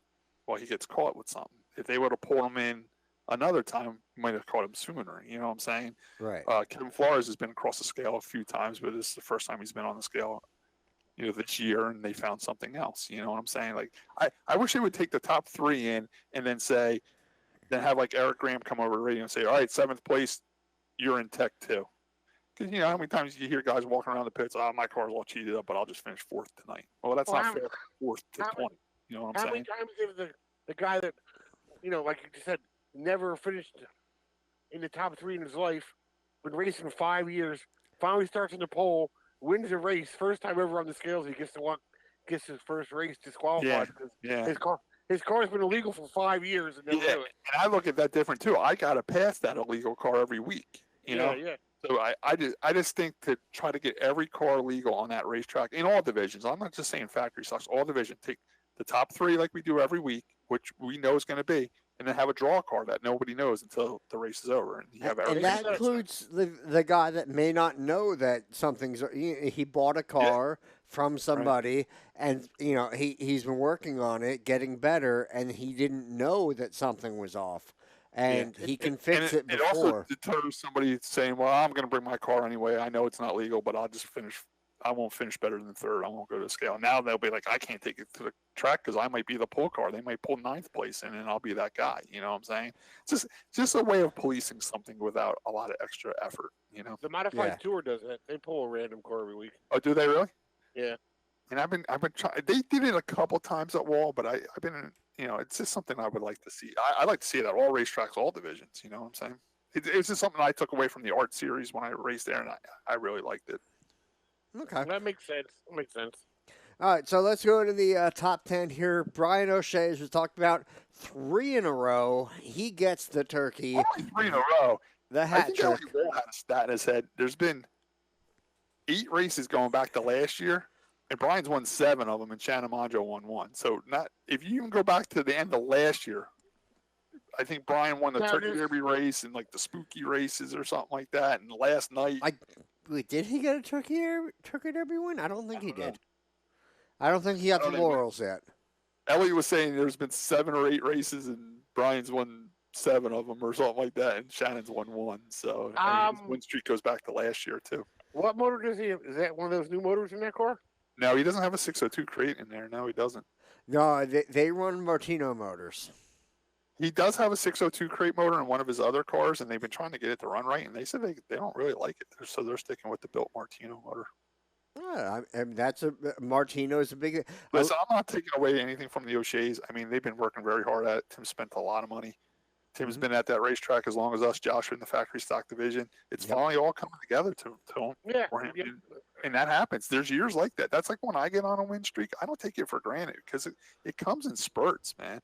You know, you have years where nothing goes wrong and your car runs fine. Then you have years where you can't even get out of your own way and spark plug wires are falling off and your carburetor's loading up. You know, like I told Tim, I said, you guys are on top right now. Enjoy it because there'll come a point where you'll be like, man, we didn't change nothing. We're not on top anymore. Like, and you can't figure out why, you know what I'm saying? Just like he's winning a lot now and they might not know why, you know, just enjoy it. I mean, he's got it going on right now. And I congratulate him and his father because they've been working hard to get to that point. They posted, or I think it was Tim posted a photo the other day, like, you know, making a few changes. I'm like, dude, if it ain't broke, don't fix it. Don't touch it, man. Touch it. But, I mean, yeah, I had a thing where I was getting better. Then I had the fuel cell foam fall apart and start clogging everything up. It's racing. The fastest car always doesn't always win. There's so much things can happen. You know, there's been times I sat under a red flag and my wire fell off my toggle switch and I couldn't start the car back up. Like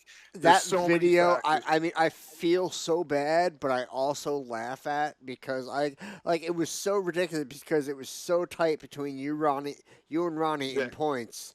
And he's the one that caught the red flag. He dropped out because his power steering was leaking. So I'm like, well, I'm going to gain so many points. I go to start the car back up. It won't start. I come in the pits. My uncle takes his hand, sticks it under the dashboard, just like wiggles some wires around. It starts up, and now I'm 2 laps down. You know, so that's what I'm saying, Josh. It wasn't my year. It was Ronnie Mullen's year that year. That he had the racing gods on his side. It wasn't my year that year. Oh yeah, 100%. So far this year, it's been Brian's year. But then again, just because you're 2/10 faster in the whole field doesn't mean you're going to win every race. There's nights where the fastest car doesn't win in racing. That's why we race. That's why we line up and race. You don't know what's going to happen. Now, Josh. Yeah. What year were the racing gods on your side? So far, none.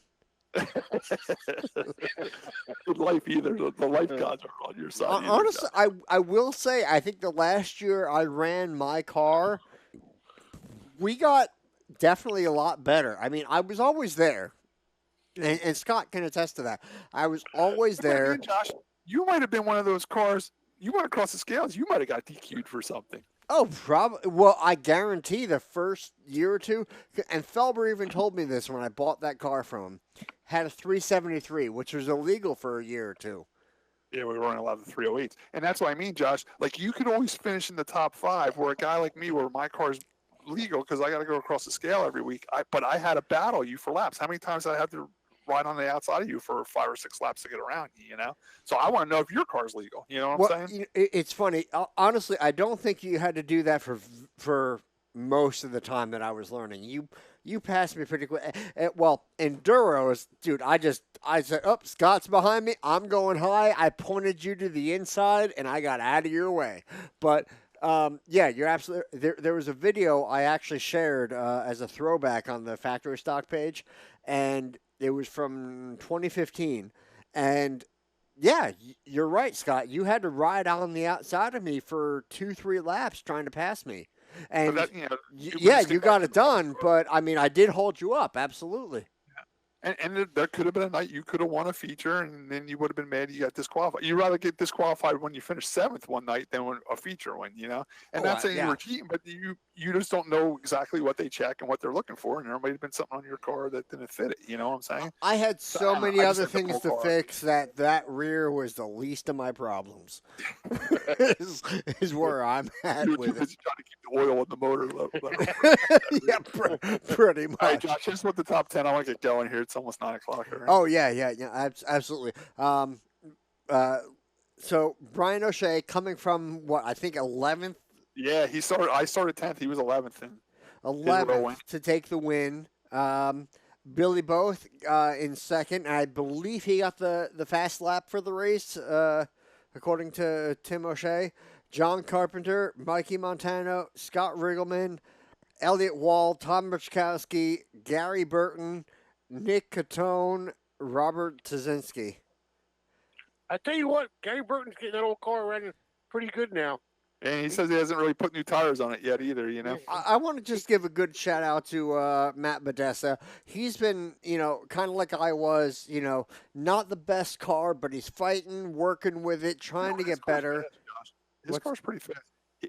I want to give a shout out to Matt Bedessa too, because he got spun coming off it too, and he wasn't one of those guys that parked it and bought the yellow out. He spun the car around and got going again, and I like seeing that. That's something you especially don't see in the Sportsman or the Modifieds. Those guys sit there, let me get the yellow, I want to get back on the lead lap. But, yeah, that's my Jimmy Spencer crying towel. But seriously, though, the factory stock guys, they get right back in the gas. They know that yellow ain't coming. They get back in it. They get back in the race. They deal with it. It sucks. I tell you what, even this year with the factory stocks, me and Nancy were talking about it, they're throwing real lazy cautions with the yellow. I mean, you can sit there a while. They ain't throwing that caution, so you might as well just that's going. good, though, because a lot of those factory stock guys in other divisions, too, don't get me wrong, they'll spin out, and the car's sitting there running, and they're waiting for the yellow I to hate come that, out. too. I kind of like the way our new race director, Dave Michael, is calling that. You spin out, just get spun around and get going again. Hopefully there'll be another yellow and you'll get caught back up. I got advice from a friend of mine that just even if the car's running, flail your arms like you're throwing. Trying to. But that's I don't like that either. It's just as easy as spin the car around, get going again, and hope there's another yellow and that's going to get you back up. Because what they do at Wall now is they'll at least let you sit there until you go a lap down. Yep. Yeah. And then throw the yellow. So you might as well just get going. Yeah. Oh yeah. Yeah. No, I agree. But I have one more factory stock question. Yeah. Okay. Does Elliott have to run into Nancy every time he laps her? I can't believe Elliott finished that race because he was having power steering problems all day, and it finally gave out to him in the feature. And I helped him load his car up, and he started the car up, and I couldn't. With the car running, I could not turn that steering wheel. He had no power steering whatsoever. Every time he goes by her, he chops her down in the middle of the straightaway. He'll chop down into her. Yeah, we've talked to him about that a little bit. If I was Nancy, I'd fence him right.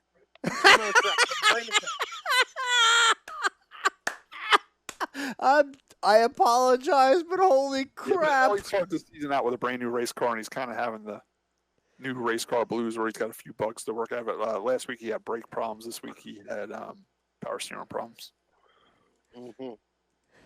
He learned that from Oklahoma. So does that finish Wall Stadium up, Josh? Yeah, no, that'll wrap up Wall. Before we leave Wall Stadium, I just want to say the crowd was good. It was a good crowd. I kind of wish, I don't know what time you get there, Tim, but after practice, I'm walking around, and the freaking line to get in is down past the pits. Yeah, I know that. Track. I don't get there. I don't leave Farmingdale. I wish you start seeing a line, get your girl down there, open the gate, sell the tickets, let the people in. I can't believe they let the line get that long before they start selling it. I think I agree with that. I think right now it's a little over-exaggerated because there's people that aren't normally there that early. They think there's only going to be 50 there to get a ticket. 50 tickets sold, yeah. But I agree. Or maybe the line looks long because they're not standing next to each other. They're doing the 6 foot apart. Spread apart too. But I do agree. If the what do you call it? The office is open during the week. You should be able to go there and buy your ticket during the week and take the gamble that it's not going to rain. That's an idea. There are other ways around it, and you got to remember too now, for the convenience of some people, they take credit cards now too, so that holds the line up a little bit. Especially with a chip, man. That chip takes forever. Yeah, I don't leave here until 6:45. I'm only there for the features. I don't need to see the. Luckily, I just think it's a little rude that the lines are that far and they're not selling tickets yet. Well, then again, if it's posted at the gate. I mean, you can always sell the ticket, like you said, and not open the gate yet. These people can go back to their car. But if it says ticket booths open at 5 and you're there at 2:00 in the morning, that's your fault. Yeah, it's your fault. No, I agree. But I agree. About I just know if I ran a business and I seen a line that long, I'm sending my girl down there. Exactly. If you're all sitting up in the office and the girls that's there sitting up there with you, go down and open up if you want. I agree with that. I thought the grandstand had a good crowd this weekend. I had a good time. Everybody seemed to have a good time. I had a great. All 3 weeks I've been at Wall Stadium. This week I've left there happy and I've enjoyed my day at the racetrack. Talking about enjoying your day at the racetrack, One of the things we enjoy talking about is the concession stands. I didn't make it over to the concession stands at all. Tim, have you made it over to the concession stands? Not to eat. The girls weren't with me this weekend. They were with mommy, and so I didn't get my review of the food because that's what Tizzy and Alexis are all into. That's their part of the podcast. They like to tell me how the food is. But I did hear over the loudspeaker that the special was a chicken parm sandwich, which is one of my favorite meals. I would have loved to have one of them. I didn't get over to get one. But the line at the concession stand was very long, so it must have been good. I get good reviews of the food there. A lot of people say I haven't had it's one of those tracks where you go there hungry and buy food while you're there. You don't bring food with you. I've never had anything bad there since the Crosses took over. You know, everything's always been good. A couple things I want to touch on. We're not going to get to the Bridgeport and the New Egypt stuff. I wanted to mention that there was a celebrity sighting at Wall State. Roger Matthews from the Josh's favorite show, the Jersey Shore Show. That's my brother. Roger was married to JWoww. He's been telling me for the last few years he wants to come over to Wall and watch the races. He's friends with Jimmy Blewett. He's friends with Nick Catone. By the way, I used to work with him. Yeah, yeah. I used to work with Roger. Oh, yeah? What, the fuel companies? Yes, my wife still works with him. Yeah. He's a fuel oil driver. To the races. He was there wearing a Jimmy Blewett shirt. He's friends with Jimmy Blewett. He's friends with Nick Catone. He's friends with Steve Quiglisi, the tech guy. He hangs out at Charlie Kramer's shop. He's been around people that race, and he's been wanting to come to the racetrack for a long time. And he finally made it there. He brought his kids there, and he says his kids loved it. It's definitely something different that his family's never done, and they're going to come back more. He really enjoyed it. Great. Now I have to get back into the factor stocks because he spells his last name wrong. He spells it with one T. Does he really? Yeah. And I tell you what, Nancy's friends with him on Instagram, and he posted. He was there early too. He was there for videos. He wasn't one of those people standing in that long line. Because when we went back to the camper, Nancy went on his Instagram. He was posting live videos and all the videos of the races, and you can hear his kids. They really enjoyed it. And he is all about his kids. He loves his kids. Oh, he loves his kids. He grew up right here, and me and Tim were talking about this. He grew up right here in Toms River, and this is the first time he's been to Wall Stadium. It's crazy, isn't it? Yeah. But then Tim explains it to me too. He's like, "Well, there's probably clubs in Seaside that you've never been to that he went to every Saturday night." You know what I'm saying? It's just. I remember. I mean, again, I worked with him, and there was a night I was at Boston's for my friend who's a musician. Boston's is closed now, but I look over. There's Roger sitting at the bar, you know. Yeah. So I mean, yeah, I ran into him places, but again, you know, that was at a bar. We weren't at the track, and you know, yeah, there's also. I just find it amazing when you find someone in their mid-40s that grew up less than 20 miles from Wall Stadium and they've never been there once, and then when they finally go, they're like, "This place is awesome. It's something different to do with my kids on a Saturday night, other than going to Great Adventure or the boardwalk or the movies." You know. Yeah, so I'm glad he got there, and he really liked it. And he said he's going to come back more. You know, he's personal friends with Jimmy Blewett. Jimmy runs good. He rooted for Jimmy all night. Great night. You know, I've towed stuff for Roger all the time. I know Roger a little bit through the towing. He's actually talked to me quite a bit when I was doing my weight loss thing. He's very good at diets and working out and stuff like that. And he always. Did you ever tow his fuel truck? No. He has like this big Ford F-350 that he's got like those big rims and tires on. He gets flats all the time, so I gotta tow him. But we know he Roger helped me out a little bit with my weight loss. You know, he always compliment me when I was doing my weight loss because he's like a fitness freak. It was just cool he finally made it to the racetrack. And we know Roger because Roger used to, as Josh said, used to work for Point. I mean, he still might, for all I know, Point Bay Fuel. And when we were all young working at the junkyard, Point Bay Fuel was the delivery truck for the junkyard, and Roger would come. He'd be there right with us in the morning, you know, 6:45, open up at 7, having coffee with us in the office, get ready to go out. And he looked the same as he did. He looked like he was ready to go to the boardwalk at 7 o'clock in the morning when he was, you know. Yeah, he's always cleaning. He probably went to bed at 5 a.m. So, well, let me finish. I hope he doesn't hear this. Want to kick my ass, but Grandpa didn't much. You know, this kid don't look like he wants to work. What's this kid doing here? So one time, Grandpa had somebody park one of the machines in the biggest, deepest, nastiest puddle right in the center of it. So Roger had to go out there and fuel it up. Had to get wet, get dirty. My Roger God. wasn't very happy that day. Now, All all right, real right, quick Tim. too, Tim I'm sorry, Scott. Give me 1 second. Tim, how long ago was that? 20 years, I guess. 20 years? Wow. Okay. I guess. Tizzy's maybe 15, Okay. Fair enough. All right. 15 to 20. Okay. That's all right, going back quite a few another years. thing I just want to touch quick bases on it because my family does it on Sundays. The Sunday Series finally got their first race in. I mean, here we are in mid-August, and they finally got their first race in. They were canceled a couple of times due to being way too hot for the kids to be there on Sundays. And then when it was a decent Sunday, they were already scheduled off. So it was opening night for them, opening day for them finally, come August 9th. They finally got a race in with the Sunday Series. I did not go there. My brother goes there. I have 2 nieces that race in the Sunday Series. Tim, how was the Sunday Series? Did they have a good car count or? No, the car count was definitely off. It was honestly, if it wasn't the first, if it wasn't the first race of the season, I guess you got to have the first race at some point. And it's come to that point now. It was too hot.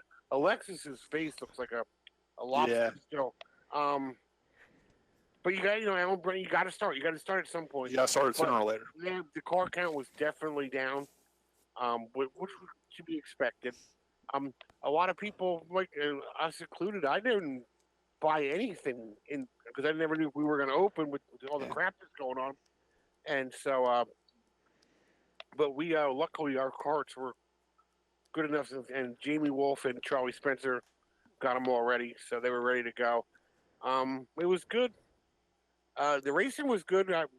My girls moved up a division now where they have what would be a bigger restrictor plate, more fuel out, and they went out for practice. And I've spotted for many people, and never people like how you stay so calm. I was so nervous. They were out there flying. I mean, really moving, and they did really, really. I was very impressed with both of them. Alexis scared the crap out of me one time. I thought she was going to hit the fence on the front stretch. On the big track, she came out of the corner so fast. But all in all, it was good. Bailey was running right with Charlie's kid and Mark Rogers' kid because she's back in their division now. And she was staying about 4 car lengths behind him and staying right with him, which I was very happy with. She kept getting a little higher coming out of 2, a little higher coming out of 2, a little higher coming out of 2. Then the right rear hooked the big track, and she spun out, and then she had to go to the back.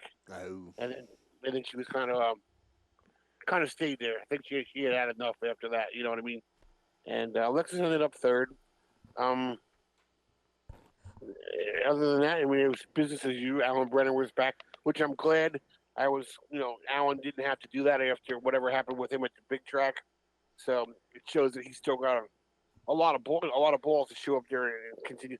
Because a lot of people would have got fired on Saturday. Would have said, "I'm not going to do it on Sunday." Yeah, I mean, right. Alan truly loves that Sunday Series. He truly loves the kids. He doesn't do it for money. He doesn't do it for fame. He does it for the kids. And thank God we have somebody like him. Not only him, was Deb Gall there with him too this year, Tim? I'm sure I didn't go in the pits. I only went in the grandstands. Okay. I did not see her there, but Chrissy Ferry was still there, and John Russell, and all them, and the flagger, the same flagger that flags on Saturday, McGowan's dad. Right? Yeah. Greg McGowan. Greg, yep. He was there. I'm sure Deb was there somewhere. But yeah, it was good. No complaints from anybody. I know nobody anything bad to say. Apparently, there was a little confusion about some seat. A lot of people had outdated seatbelts because they were told one thing and not another. Which we had one cart that had them. We already ordered these. Thanks to some people, our seatbelts will be here tomorrow. And other than that, there's anything. The seatbelts were a little confusing. Other than that, I think everything went smooth. They did have a little thing for JJ Lane on Sunday too, and because a lot of people don't know, JJ Lane was there every Sunday also. Right. You know. Well, his family's big into the karting as well. Yeah. You know? So it was a little tough for him not to be there. So I'm just curious, how clean is that racetrack on the bottom when your kids go out and race? Because we do race there on the big track on Saturday night, and a lot of the debris and like rubber. Not as clean as Alan Brenner thinks it is, I'll tell you that. Yeah, you wish it would be a little bit cleaner. It depends. If you're the first race or second race out there, you can see the trail of dust behind him, and they're a little loose, but it gets cleaned off quick enough. It's the one thing that you really got to worry about it is when they have demo derbies and stuff. Ooh, yeah, But yeah, but yeah. I'll give those guys credit. They're out there. They're there early. Yeah. They have to be in there Saturday night. They're there at 7, 8 o'clock, maybe even earlier. Roger's probably there about 6 or 7 in the morning, blowing the track off and picking all the pop rivets up and stuff. They do the best job they can, but you're not going to get everything. Yeah. Tim, just curious, out of a whole day of sitting there on a Sunday, how many times do your kids get out on the racetrack? Well, depending, they usually have 2 practices, a heat race and a feature. Well, that's good. That's basically what we get. Yeah, I think if the practices are probably, depending on how many carts are out there, I guess they probably get, 8 laps of practice times 2 is 16. I think the heat races are 10, so that's 26, and then the features are usually 20. I tell you what, it's not much different than what I do on a Saturday Yeah, night. but there's a lot of, there's got to be, I think sometimes there's like 10 divisions there. You know what I mean? Oh, really? Yeah, it depends And on how many. sometimes we got to sit through 7, Yeah, it's depending on how many divisions are there, but usually they're pit gates open at 9. You usually have a good day you're out of there at 3 o'clock. A bad day you're out of there at 5. Josh, I told you this once before in the show, but the one depressing thing about YouTubing, my GoProing and putting my videos on YouTube, and then after I trim it down, I literally sit at Wall Stadium all day and all night For 20 minutes. for about 7 minutes of racing. Yep. People ask why I do so many Enduros. At least the Enduros are 50 to 100 laps. You know what I'm saying? Oh, Scott. I literally get depressed on Monday morning when I sit down to do my video and I trim it. I'm like, I got at the racetrack at 2 o'clock and got out of there at 11 o'clock, and my feature took 7 minutes. Scott, all I can say is when you have to, combine all the GoPros plus the grandstand video and stuff, to try to make what I was doing for the factory stock videos. Right. That would. Think about it. Especially when you get a 45-minute red flag for somebody blowing a motor or something like that. I have to go through all those hours upon hours of footage to make a 20-minute video, and that's including the heat races. I tell you what, I don't know if I'm just getting lucky the last few times I've been on YouTube, but man, I've been able to really load my videos really quick on YouTube.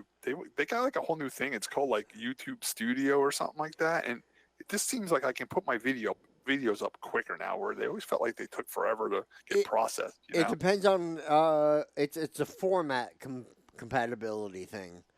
So sometimes they kind of like you upload, let's call it an MP4, and if they accept that or if they have to convert it to whatever. I just noticed if I do it Monday morning around 9 a.m. where most of America is at their regular job, I just always thought maybe there's less people trying to get videos on than say on a Sunday. It just seems like a Monday morning when I'm like having my coffee and brushing my teeth and getting dressed, I do it then. I trim it real quick and I start processing it, and it just seems like it goes so much quicker on a Monday morning. Yeah, well, I mean, going per podcast, if it's 1 to 2 hours. I mean, I'm getting, if I'm lucky, 35 to 40 megabytes per second upload, and that's true too. Because our features have been shorter, my video's only been 7 minutes. Where we've had 50 lappers where there's red flags, and I got to cut this out and cut that out. And there's times I'm trying to get 26 minutes up, and of course it's going to take longer. Yeah, but you're right. Yeah, my videos have been shorter because we've been going caution free. So maybe that's another reason why it goes up quicker. No, that definitely helps. I really want to get back to making some video. I mean, like outside of it's a pain in the butt, but I also love doing it. I would love to. All right, so that wraps up the Sunday series. I just wanted everybody to know that the Sunday series is back in action finally. Tim, do you race this Sunday coming up? We don't have a week off, I don't think, ever now. Okay, so if you're ever in the area, you want to come watch the kids race, or if you want to get your kids involved in racing, stop by and see the Sunday series. My brother's usually sitting in the grandstands with my mom. They're easy to find. You can talk to my brother a little bit about it. Maybe go in the pits afterwards and meet Alan Brenner, talk about it. It's a great way to get your kids involved in racing. That's pretty much ends our show. I just want to end the show with a quick Scott Riggleman story. We haven't did one in a while. Oh, Scott, there was 2 things. I did want to quick just give a couple top tens for the Bridgeport? And did you want to talk about your trip up Yeah, that was to? my Scott Riggleman story. Okay, well, let's do really quick the Bridgeport top tens, because if I don't, Lee Allen, essentially Thanos will come and All right, destroy me. we'll do them real quick. So the DA Auto Bodies rookies: Tim Borer, Anthony Cisco, George Pultz. The Sunbelt Rental Street Stocks: Rich Stinson, Lee Allen, Brian Spencer, Tom Wills, Gary Klemesic, Nick Sandone III, Mike Kramer, Paul Donahue, John Parker, and Ken Morin are your top 10 there. The top 10 for the South Jersey Overhead Door 602 Sportsman. Hang on, let me put the yellow light on there.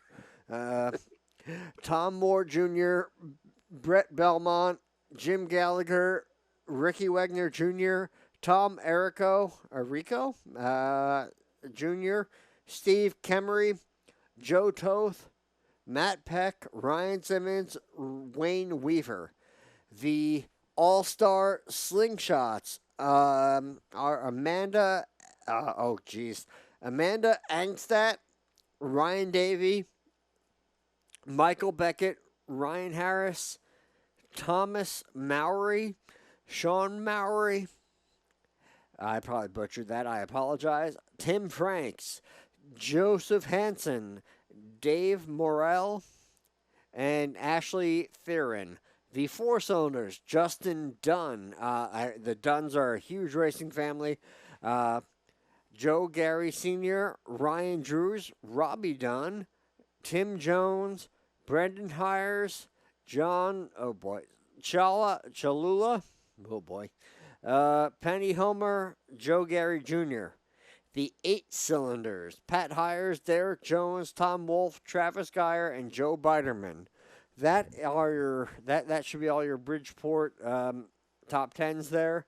I did hear one thing.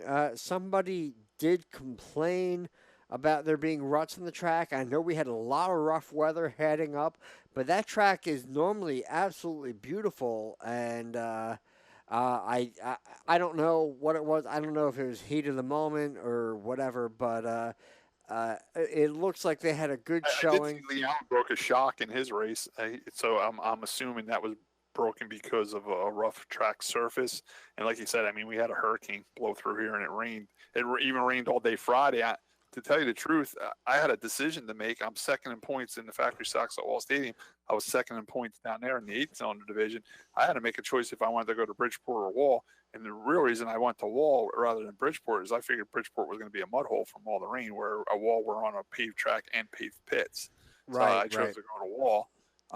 So I'm sure the weather had something to do with their track preparation down there. It's usually a great racing surface.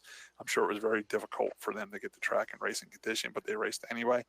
I'm assuming it was rough because Lee Allen did break a shock, and usually that's from a rough racing surface. You know what I'm saying?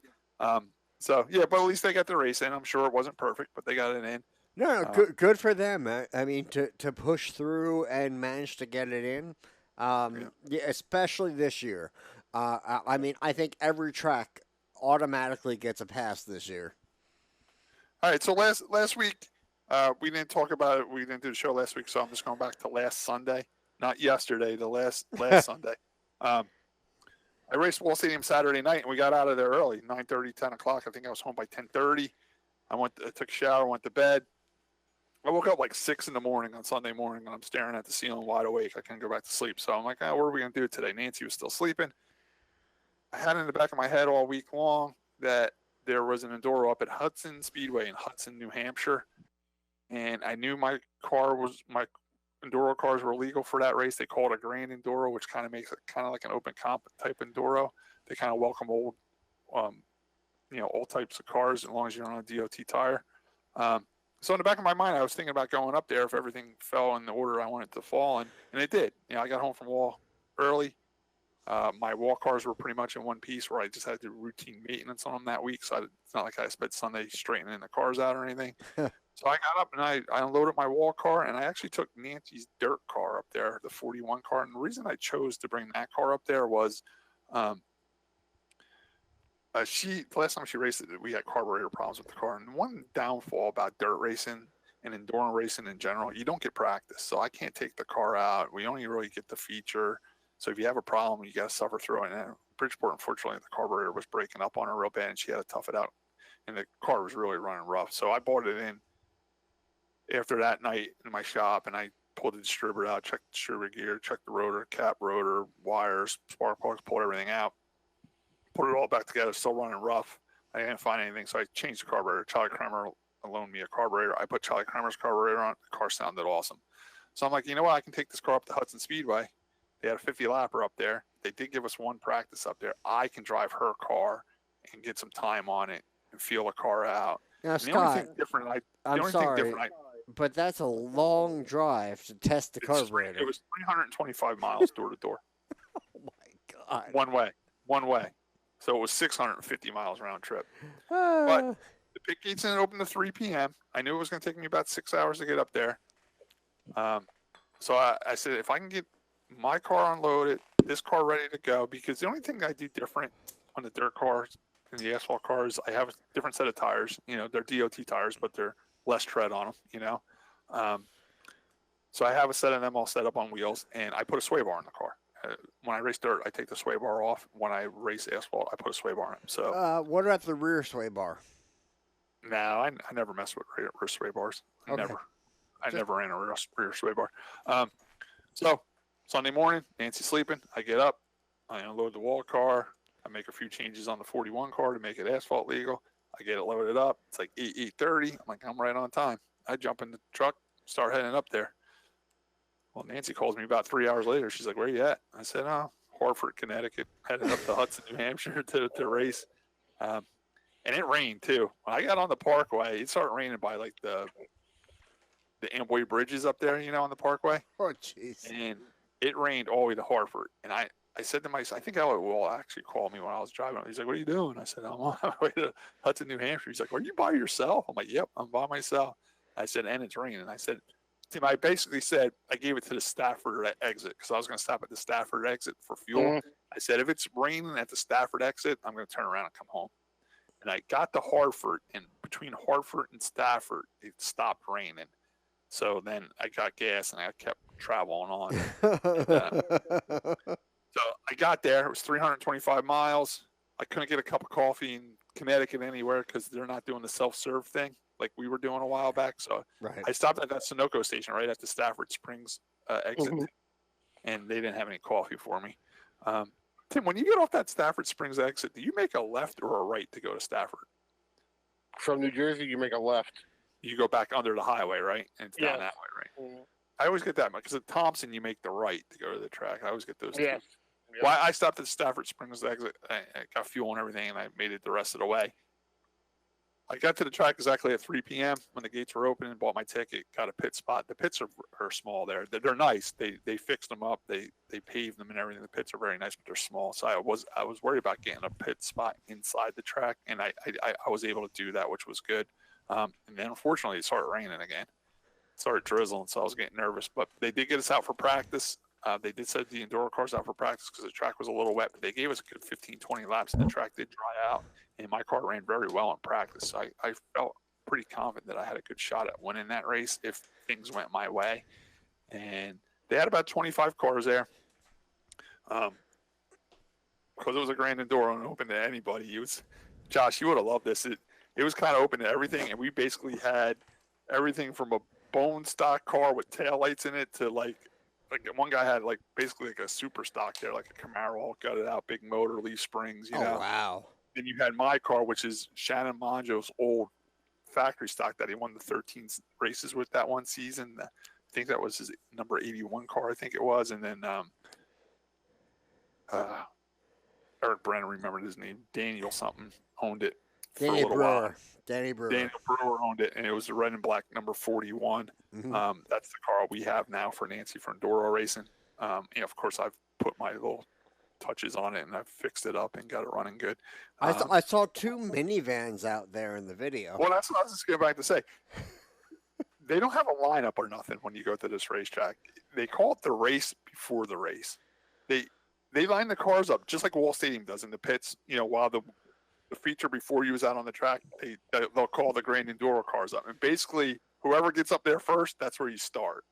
Right. But the one local guy pulled me aside. He's like, we kind of have a gentleman's agreement here that we kind of let the non-built cars start up front, and then the more built cars start towards the back. You know what I'm saying? Okay. So I started around mid-pack. I think I started 10th. I pulled up there. You got to start ahead of that modified thing, right? Yeah, he was right behind. I kind of seen where he pulled up, so I kind of pulled up by where he was because I felt like we were kind of like in the same class, But anyway, we get out on the track, and they stop us coming out of 4 because the race before us, Tim, I know you don't like this, but it's something that I've talked about, and I like. They do the top 3 in victory lane. Top 3 get a trophy there. So they do it the old school way, like Wall used to do. They had the victory lane right on the racetrack. So it does slow the show down a little bit. When we pulled out on the track, we had to stop and turn 4 because they had the victory lane ceremonies going on, and we had to wait for that to clear up. While we're sitting there, I'm looking around, I'm looking at the cars next to me. I'm like, that car's built good, that car's built good. But then there was a couple of cars like we ran down at Craig Biffle's. They're basically old cop cars, gutted and with a spreader bar across the back, and so I got a stock seat in it. But those cars run pretty good too, because they're light. Once you got them, they're light. Plus there's some 4-cylinder cars out there that were well built and they're light. Where my car weighs 3,400 pounds.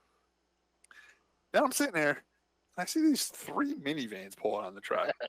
Headlights, taillights, windshield wiper blades, 4 or 5 people in them. And I seen them pull up to the flagger. I'm like, what's going on here? I thought it was like some pre-race thing they had going on. Like these people were going to get out and, I don't know, throw T-shirts into the grandstands or something.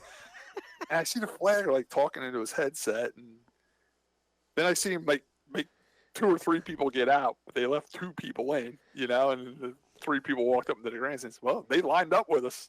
The people drove these bone stock minivans out there. And one lasted literally 3 laps and blew up and covered the track in oil and antifreeze and everything else. And then if you watch my in-car camera, within like 3 laps, I'm lapping them. I'm going into the corner and like the brake lights are lighting up in my face. You know what I'm saying? So it was interesting. It was an interesting mix of cars.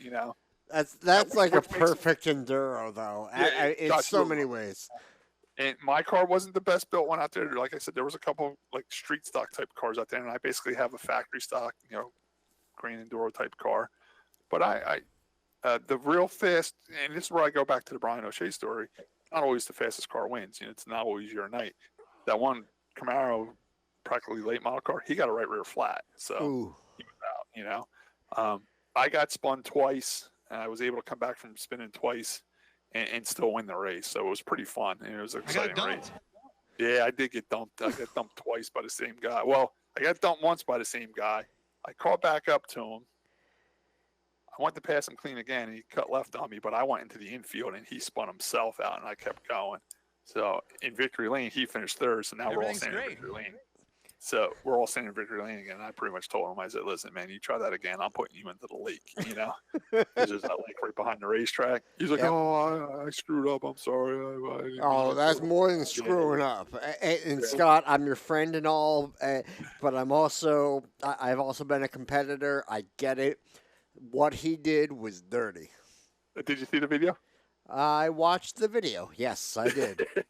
What he did was dirty. Yeah, but then again, I really don't complain when that happens to me in an Enduro. I don't like it, but it is an Enduro.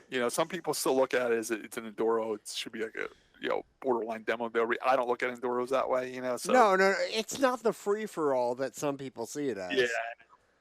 But the win was special to me for a couple of reasons. Number one, I went up there totally by myself. It was totally on a whim, and I was able to win, and it makes the ride home a lot better.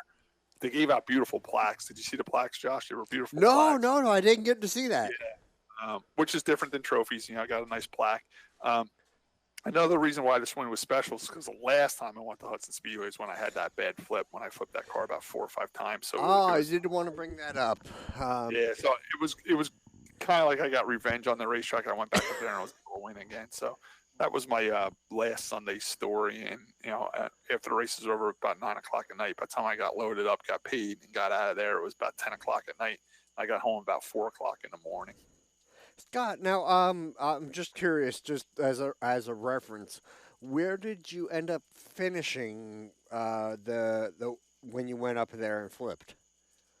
I was running about fifth or sixth when I flipped, but I don't know where I ended up. There's about I don't even know how many cars were there. I have to go back in the archives. Yeah. Okay. But cool. towards the back, they're definitely fixing that racetrack up. They put a wall in the back where they don't have that tire wall anymore, which caused me to flip up there. There's a regular wall around the racetrack. They put all new LED lighting around the racetrack that really lights that place up nice. Moscow or no? No, they were smaller ones, but they are LED, and it really lights. We ran at night, and I could see fine. There was no dark spots. It was actually lit better than Wall Stadium. Really? And they did pave the pits. They made the pits a lot nicer. The new owner that has the track is doing a phenomenal job of fixing that old racetrack up, and it was real enjoyable going up there. I didn't know there was a new owner. Yeah. When did that take place? Do you know? Beginning of last year. Oh, okay. Yeah. So it's cool. That was my little story. So that was my little. Did you eat anything up there? Concession Well, stand? thanks to you, Tim, I got fed up there. I didn't have to go to the concession stand. I did go to buy T-shirts. They only had 2019 T-shirts, so they were half price. Instead of $20, they were $10 a piece because they didn't make the 2020 Hudson Speedway shirts because they weren't sure if they were going to be able to open. So I did buy Hudson Speedway shirts, one for Nancy, one for me, and one for my crew guy George. There's a family up there that they know me through my brother's spotting thing. Josh, if you don't know this, but my big brother is a very famous NASCAR modified tour spotter. I've heard rumors about it, but there's a family called, their last name's Foltz, and the father of that family used to spot on the tour, and he used to go on the tour, and he knew my brother through the tour. So through that connection, I park next to them. Oh, cool. And they bring about 5 race cars to the track, mini stocks. 2 brothers race. They got mini stocks, Enduro cars. They bought about 5 race cars there. They do have one enclosed trailer, which is their main trailer that they hang out in. It's air conditioned, and it's got the those plastic flaps in the back so the air condition doesn't leave the trailer. Yep. Typical racing family. They make a day out of it. Mother, father, the 2 sons, which are brothers, and the mom is phenomenal. She brings food and drinks and everything. Oh, so she's the Bill Stockert of the group.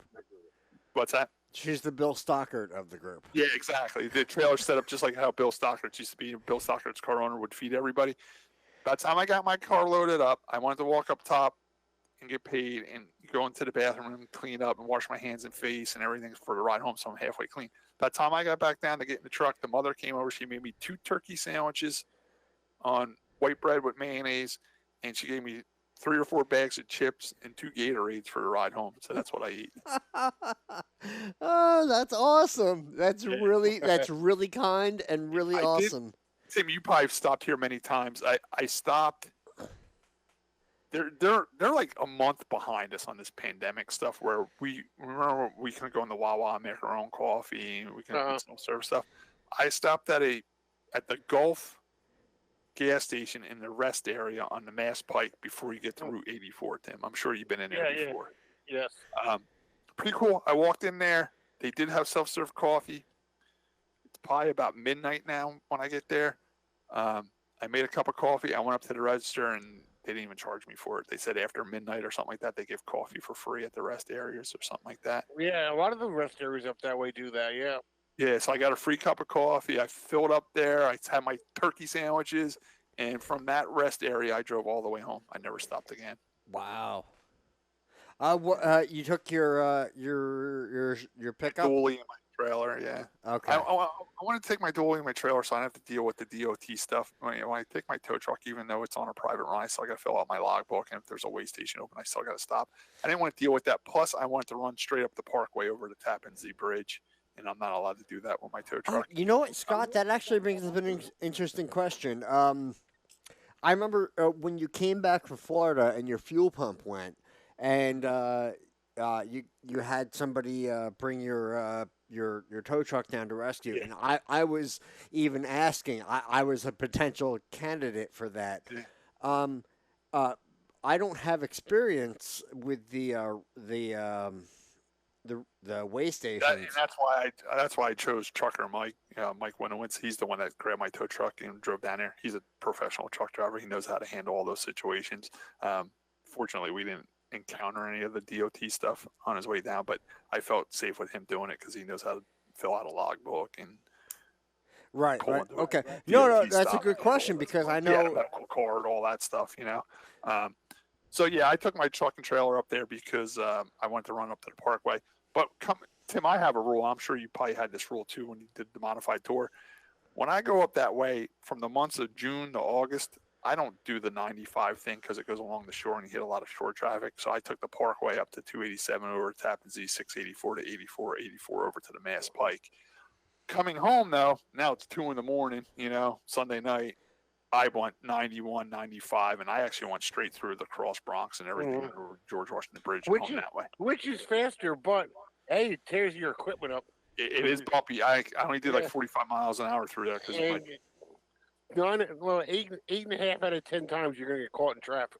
there was nothing. I blew right through there. The other problem is though, I'm going through there at 3:00 in the morning. If I was to break down, I'm screwed breaking down. Oh yeah.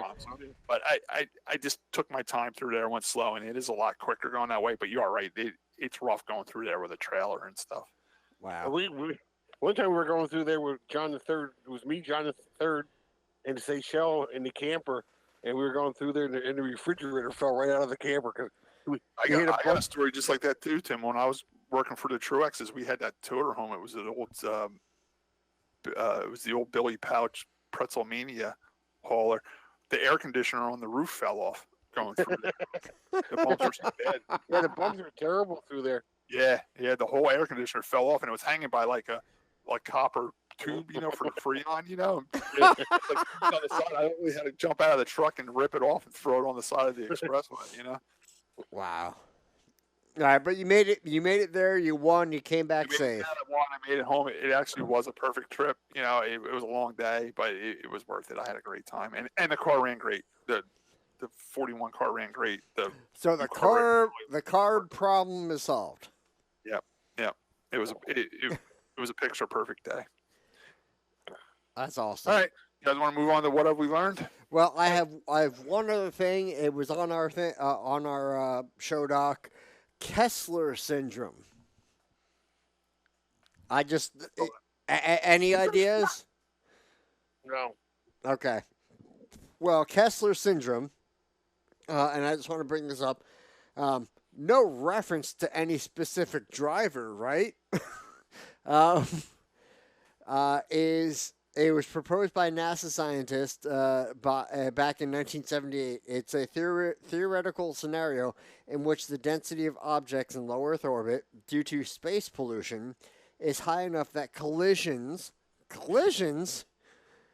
between objects could cause a cascade in which each collision generates more debris that increases the likelihood of further collisions.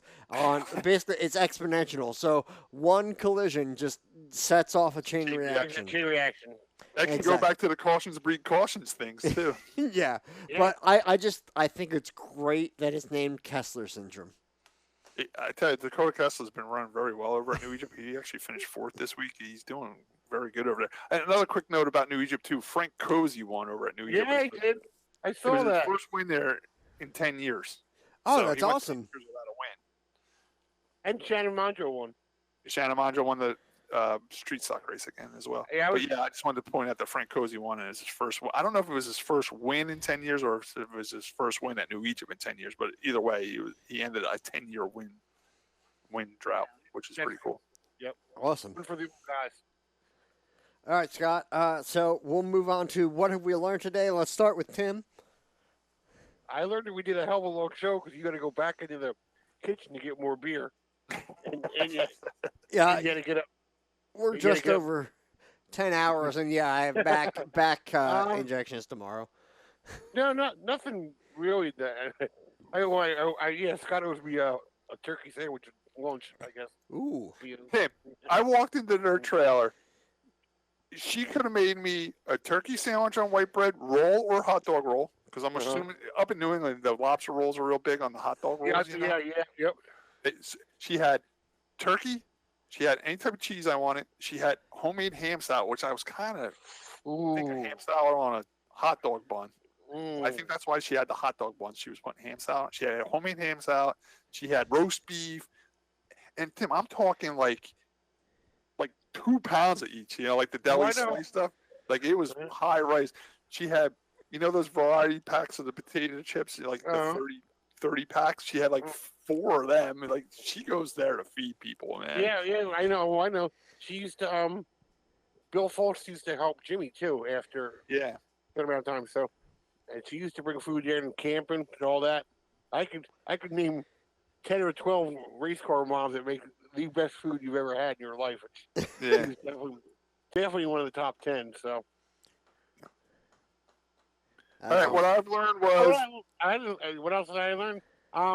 Nothing. Good racing this weekend. That's all. I learned that we had to interrupt Tim's pool day at 7 p.m. to get him on the podcast. Oh, yeah. I'm sorry about that, Tim. 6:45. I got in the car. I'm like, oops, I got messages on my phone. Go ahead, Josh. That's it you got? That's all you got? Okay, I'm sorry. All right, so I learned today that Scott has sensitive feet. Very sensitive feet. Nancy can walk out of the house, walk through the driveway, walk into the garage. I can't step my foot out on the front porch without my feet hurting. I'm a shoes guy. I gotta wear shoes. I'm a closed shoe guy. I can't even do sandals because I will find that piece of glass that was left somewhere and rip my toe open. I've always had sense. Even when I was a kid, I couldn't, a boardwalk, I couldn't walk. We went to the beach the other day. I had to wear my sneakers to walk to get in the ocean. I just left my sneakers laying by the ocean. The sand was too hot for my feet. I get it. I do get it though. All right. So also today I learned that Scott picks a girl and watches her. Let's see. I learned that Scott's car got wet before the race. I learned that Tim would run Elliott into the fence. If I was Nancy, not me. I'm sure. And I learned that Scott will drive 325 miles to test a carburetor. One way. I might be going back September 7th, Labor Day weekend on Monday. They're having another one. I might go back to that one. Scott, you mentioned it a while ago on the show, and you're like, I love Wall, but man, I'm doing good in these points on these enduro races, and you know what? I'm kind of feeling it, man. Like the enduros are so much fun, and you get so much more racing out of it. We talked about it, or you mentioned it earlier with, when you cut down your GoPro footage, 7 minutes of racing, and I love Wall too, I really do, but 7 minutes, or you get that 100 laps enduro. I get it. It's tough. Like I tell people at Wall Stadium, that 25 laps at Wall Stadium, you got to be up on the wheel the whole 25 laps. Like every 10th of the second counts. For an enduro, you can kind of at least relax your arms a little bit and take a breath. You know what I'm saying? Well, one of my first enduros, I screwed up and I drove it in that factory stock style, and I burnt my right front up. You got to run about 85% when you do enduro. I had to learn that. That was something. Number one, to save your tires, your brakes, and all that stuff. Number two, the yellows don't come out once people leak on the track, and sometimes it takes you by surprise. So if you're at 85%, you can control it if you hit a patch of oil or antifreeze or water. Where if you're at 110%, you're going around. So I always look at it when I run the enduros. If I spin out or hit something or get a flat, I'll lose more than I'll ever make up by running 100% the whole race. You know what I'm saying? Yeah. So No, but it takes discipline to do that, But then I have also learned from working with the Bluets and the modifieds, and Tim can vouch for this. John could always pace himself in a 100-lapper. And when it came 10 laps to go, he would pour it on because you're not saving it now for anything. You know what I'm saying? Like the last 10 laps, you can go all out. So I get that way too. I see 5 to go, and then I just floor it and get it over with. You know what I'm saying? Yeah. No, I get it. Makes 100%. But Yeah. something I got on my mind. I'm not 100% sure I'm going to do it. This Friday at Kutztown Speedway, the action track, they're having a 53 lap big car Enduro, which is usually with the fair, the Kutztown Fair. But Right. That's more of a junk car race, isn't it? No, they're doing it different this year. They're having a 103 lap junk car race. They're having a 53 lap 4-cylinder race, and they're having a 53 lap big car outlaw Enduro series. What's the 53 for? This guy named Mark Nafziger, he always ran the number 3 car. It was painted like John Deere. It was green and yellow. You probably seen him at New Egypt. He ran Enduros at New Egypt, but he'd have the 3 on the side of the car, the same font as Dale Earnhardt. He actually won the Daniel Boone junk car race my brother was just talking about there in 2015. Okay. His family runs, there's a bunch of those Nafzingers. They actually own a junkyard out that way. They run the Outlaw Enduro series. Unfortunately, he passed away in a car accident in 2017. Oh wow, that sucks. Yeah, he got like rear-ended or something at a light or T-boned at an intersection, got killed. He was on his way to a race too. So the race in his memory, instead of it being a 50 lapper, they added 3 laps for his number 3. Oh, that's cool. I like that. Same with the 103 lapper. The junk car race would have been 100 laps, but they're making it 103 laps.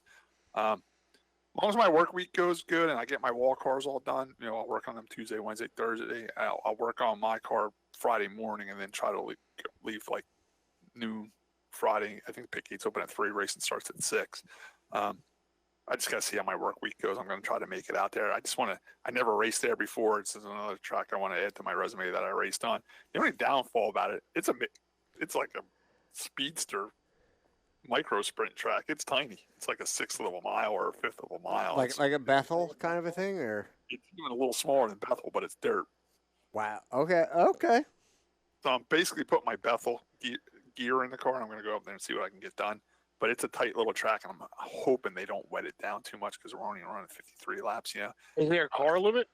What's that? A car limit? How many cars? I have a feeling they're not going to get many cars because it's on a Friday. They just announced it last week that they were having this race because it was one of those races they were iffy that they were going to be allowed to have.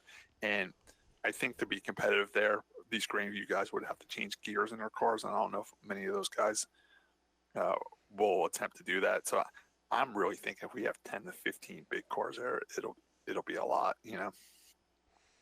Well, if you make it out there, good luck to you. Make sure you get the video. Yeah. Dirt's hard to get video on, man. That's iffy too. If it's muddy, I don't even bother putting the GoPro in. If it's dry, like Yeah, the couple times I ran down at Bridgeport, it got caked caked up real fast. Yeah, and then there's times you go out there and they didn't wet the track down, and it's not that dusty. You're like, man, I should have put my GoPro on. That's like that's a race time decision for me if I want to bother with a GoPro or not on a dirt track. No, I got you 100%. All right, well, that wraps up what I learned, and like I said, good luck to you, whichever you decide to do, and good luck at Wall. Hopefully, I'll be able to be there. I had to kind of self-quarantine, the past couple days because I got my brain poked on Friday with a COVID test because of the, it's just injections, but it's kind of like a minor surgery. So I had to get tested before I could go into surgery. Scott, one thing I want to mention, and it's kind of late in the show now, but I noticed that the Cisco kid wasn't there. Yeah, I did too. I don't know what that was about. I did notice that too. I don't know if he had problems with that new car or not. I don't know why he wasn't there, or maybe they're just saving their money up for the Garden State Classic. Okay. Oh yeah, we got to point that out. Next week at Wall Stadium, Garden State Classic is this Saturday. On the factory stocks on? What's that? On the factory stocks on? Yeah, we're racing. Yep. That's all that matters. Yep. I think it's 125 lapper, 150 lapper. Emily Krause did come down during the drivers' meeting and did announce that she's paying the full purse. She's not cutting the purse because of the limit of fans. They're paying $5,000 to win. It's the full purse. It's the same purse they ran for last year. So that was good news. Garden State Classic is always a big race in New Jersey. If you're in the area, you want to come see some great racing, come out to Wall Stadium this Saturday. So today I learned that Emily Krause is not like Roger Penske. Nope, she didn't get the purse. Figure I'd throw that in. Okay. All All right. right, guys, that wraps up episode 180 of the RPM podcast. Thanks for joining us. Thank you. Go to Wall. We'll see you next week. Wash your hands. Good night, everybody.